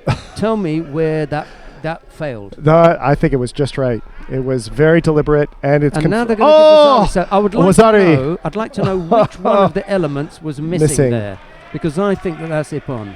I agree. Maybe it was not quite speed enough. That's what I was thinking.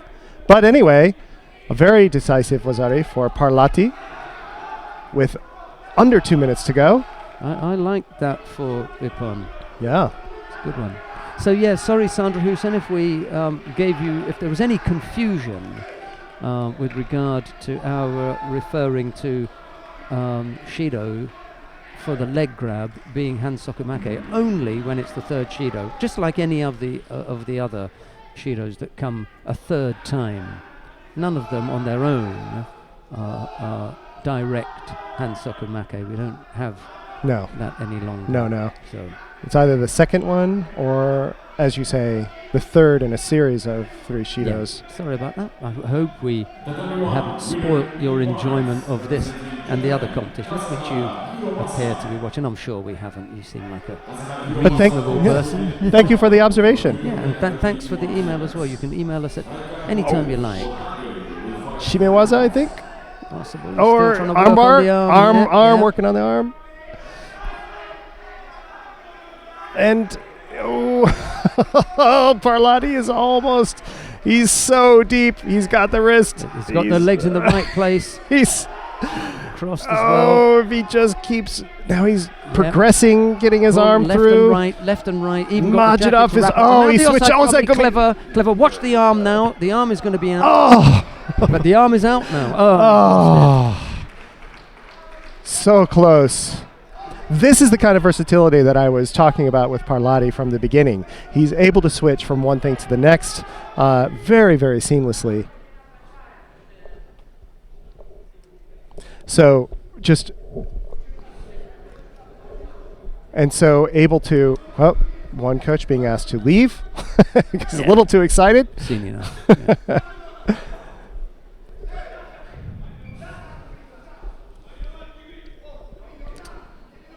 He's making sure the coach actually leaves the venue. You must leave the entire site. Of course, that's very difficult for coaches to do. They're totally devoted to their players. Okay, 10 seconds left to go. With Parlati ahead by Wazzari. He might draw a second Shido here for false attack, yes. And so, Majidov really driving in, trying to do something in the last few seconds. But time is up, and Parlati is through to the finals over Majidov from Tajikistan. He's quite happy with that result. 2 Italians in finals, Christian Parlati and Alice Belandi, to follow on from yesterday's gold medal winning performance. We'll be swamped with the Italian national anthem if we're not careful. What a day. What a couple of days for the Italians. I think we may be doing a piece to camera here. And that took all the time we had, so the other semifinal was done. So we won't be able to pick that up. But that brings us to the close of the preliminary rounds for today. Yeah, you've got the contest sheets in front of you, and yes, you maybe want to pick out a couple of names. Well, the names the names that I had started with today, Vermeer, Shanna Vermeer from the Netherlands, is in the finals against Olsen at 63 kilos. Well done. Even if on this third day you only come up with one, I wouldn't be surprised, because there were a lot of surprises. Yeah. There were a lot of possible surprises here today. So, you know, if you can pick out from the beginning of the day those people who stay in at the end, you've done really well. And your first was Shana Vermeer. So that was a really, really good pick. And she has done the business today in a very, very difficult weight category. Well done for that one. What about, where else did you have a name? The other one I had a name was at 81 kilos, where Palati. So turned out okay. Well done, Gene. I mean, you really are doing well, because I can't do that. Well, I didn't have any. I'm not very good at predicting. I really wasn't predicting them to get to this point, but I was interested in watching how they would do. So it's a happy result that they're getting this far. The only one who I would have picked out would have been Alice Bolandi, for sure, the Italian in the under 70 kilo category. As I said earlier on, I think she is, is someone who can compete at the very highest level now. At under 70 at senior level, she's a good girl, and there she is in the final. You would have been correct. Look forward to seeing her there against Shimori. That's going to be a great match. Yeah, another of the unseeded Japanese. Yes. But Palati up in the top half. We didn't get to see who won the other semi-final in the under 81 kilo. Yes, that happened we don't at know. that time. Right. Olsen and Vermeer. Olsen has to be the complete find of the competition so far. Yes, I agree. And coming through against Ura, who was a very, very strong contender today, and against Coroso, who was the first seed. She's had the really difficult work to do, hasn't she? Yeah. Olsen, so terrific work. Olsen against Vermeer. So we'll see if she is able to hang on, or will Vermeer prevail and persevere. Right, all of that will unfold in about an hour and 25 minutes from now, because it's 25 to 3 here. We'll be back at 4 o'clock, or just before 4 o'clock, with all the medal matches in the final block of day 3 of competition at the Junior World Championships here in Nassau, Bahamas. But it's thanks to all the broadcasting, thanks to Gene, and we'll be seeing you in an hour and 25 minutes. See you then.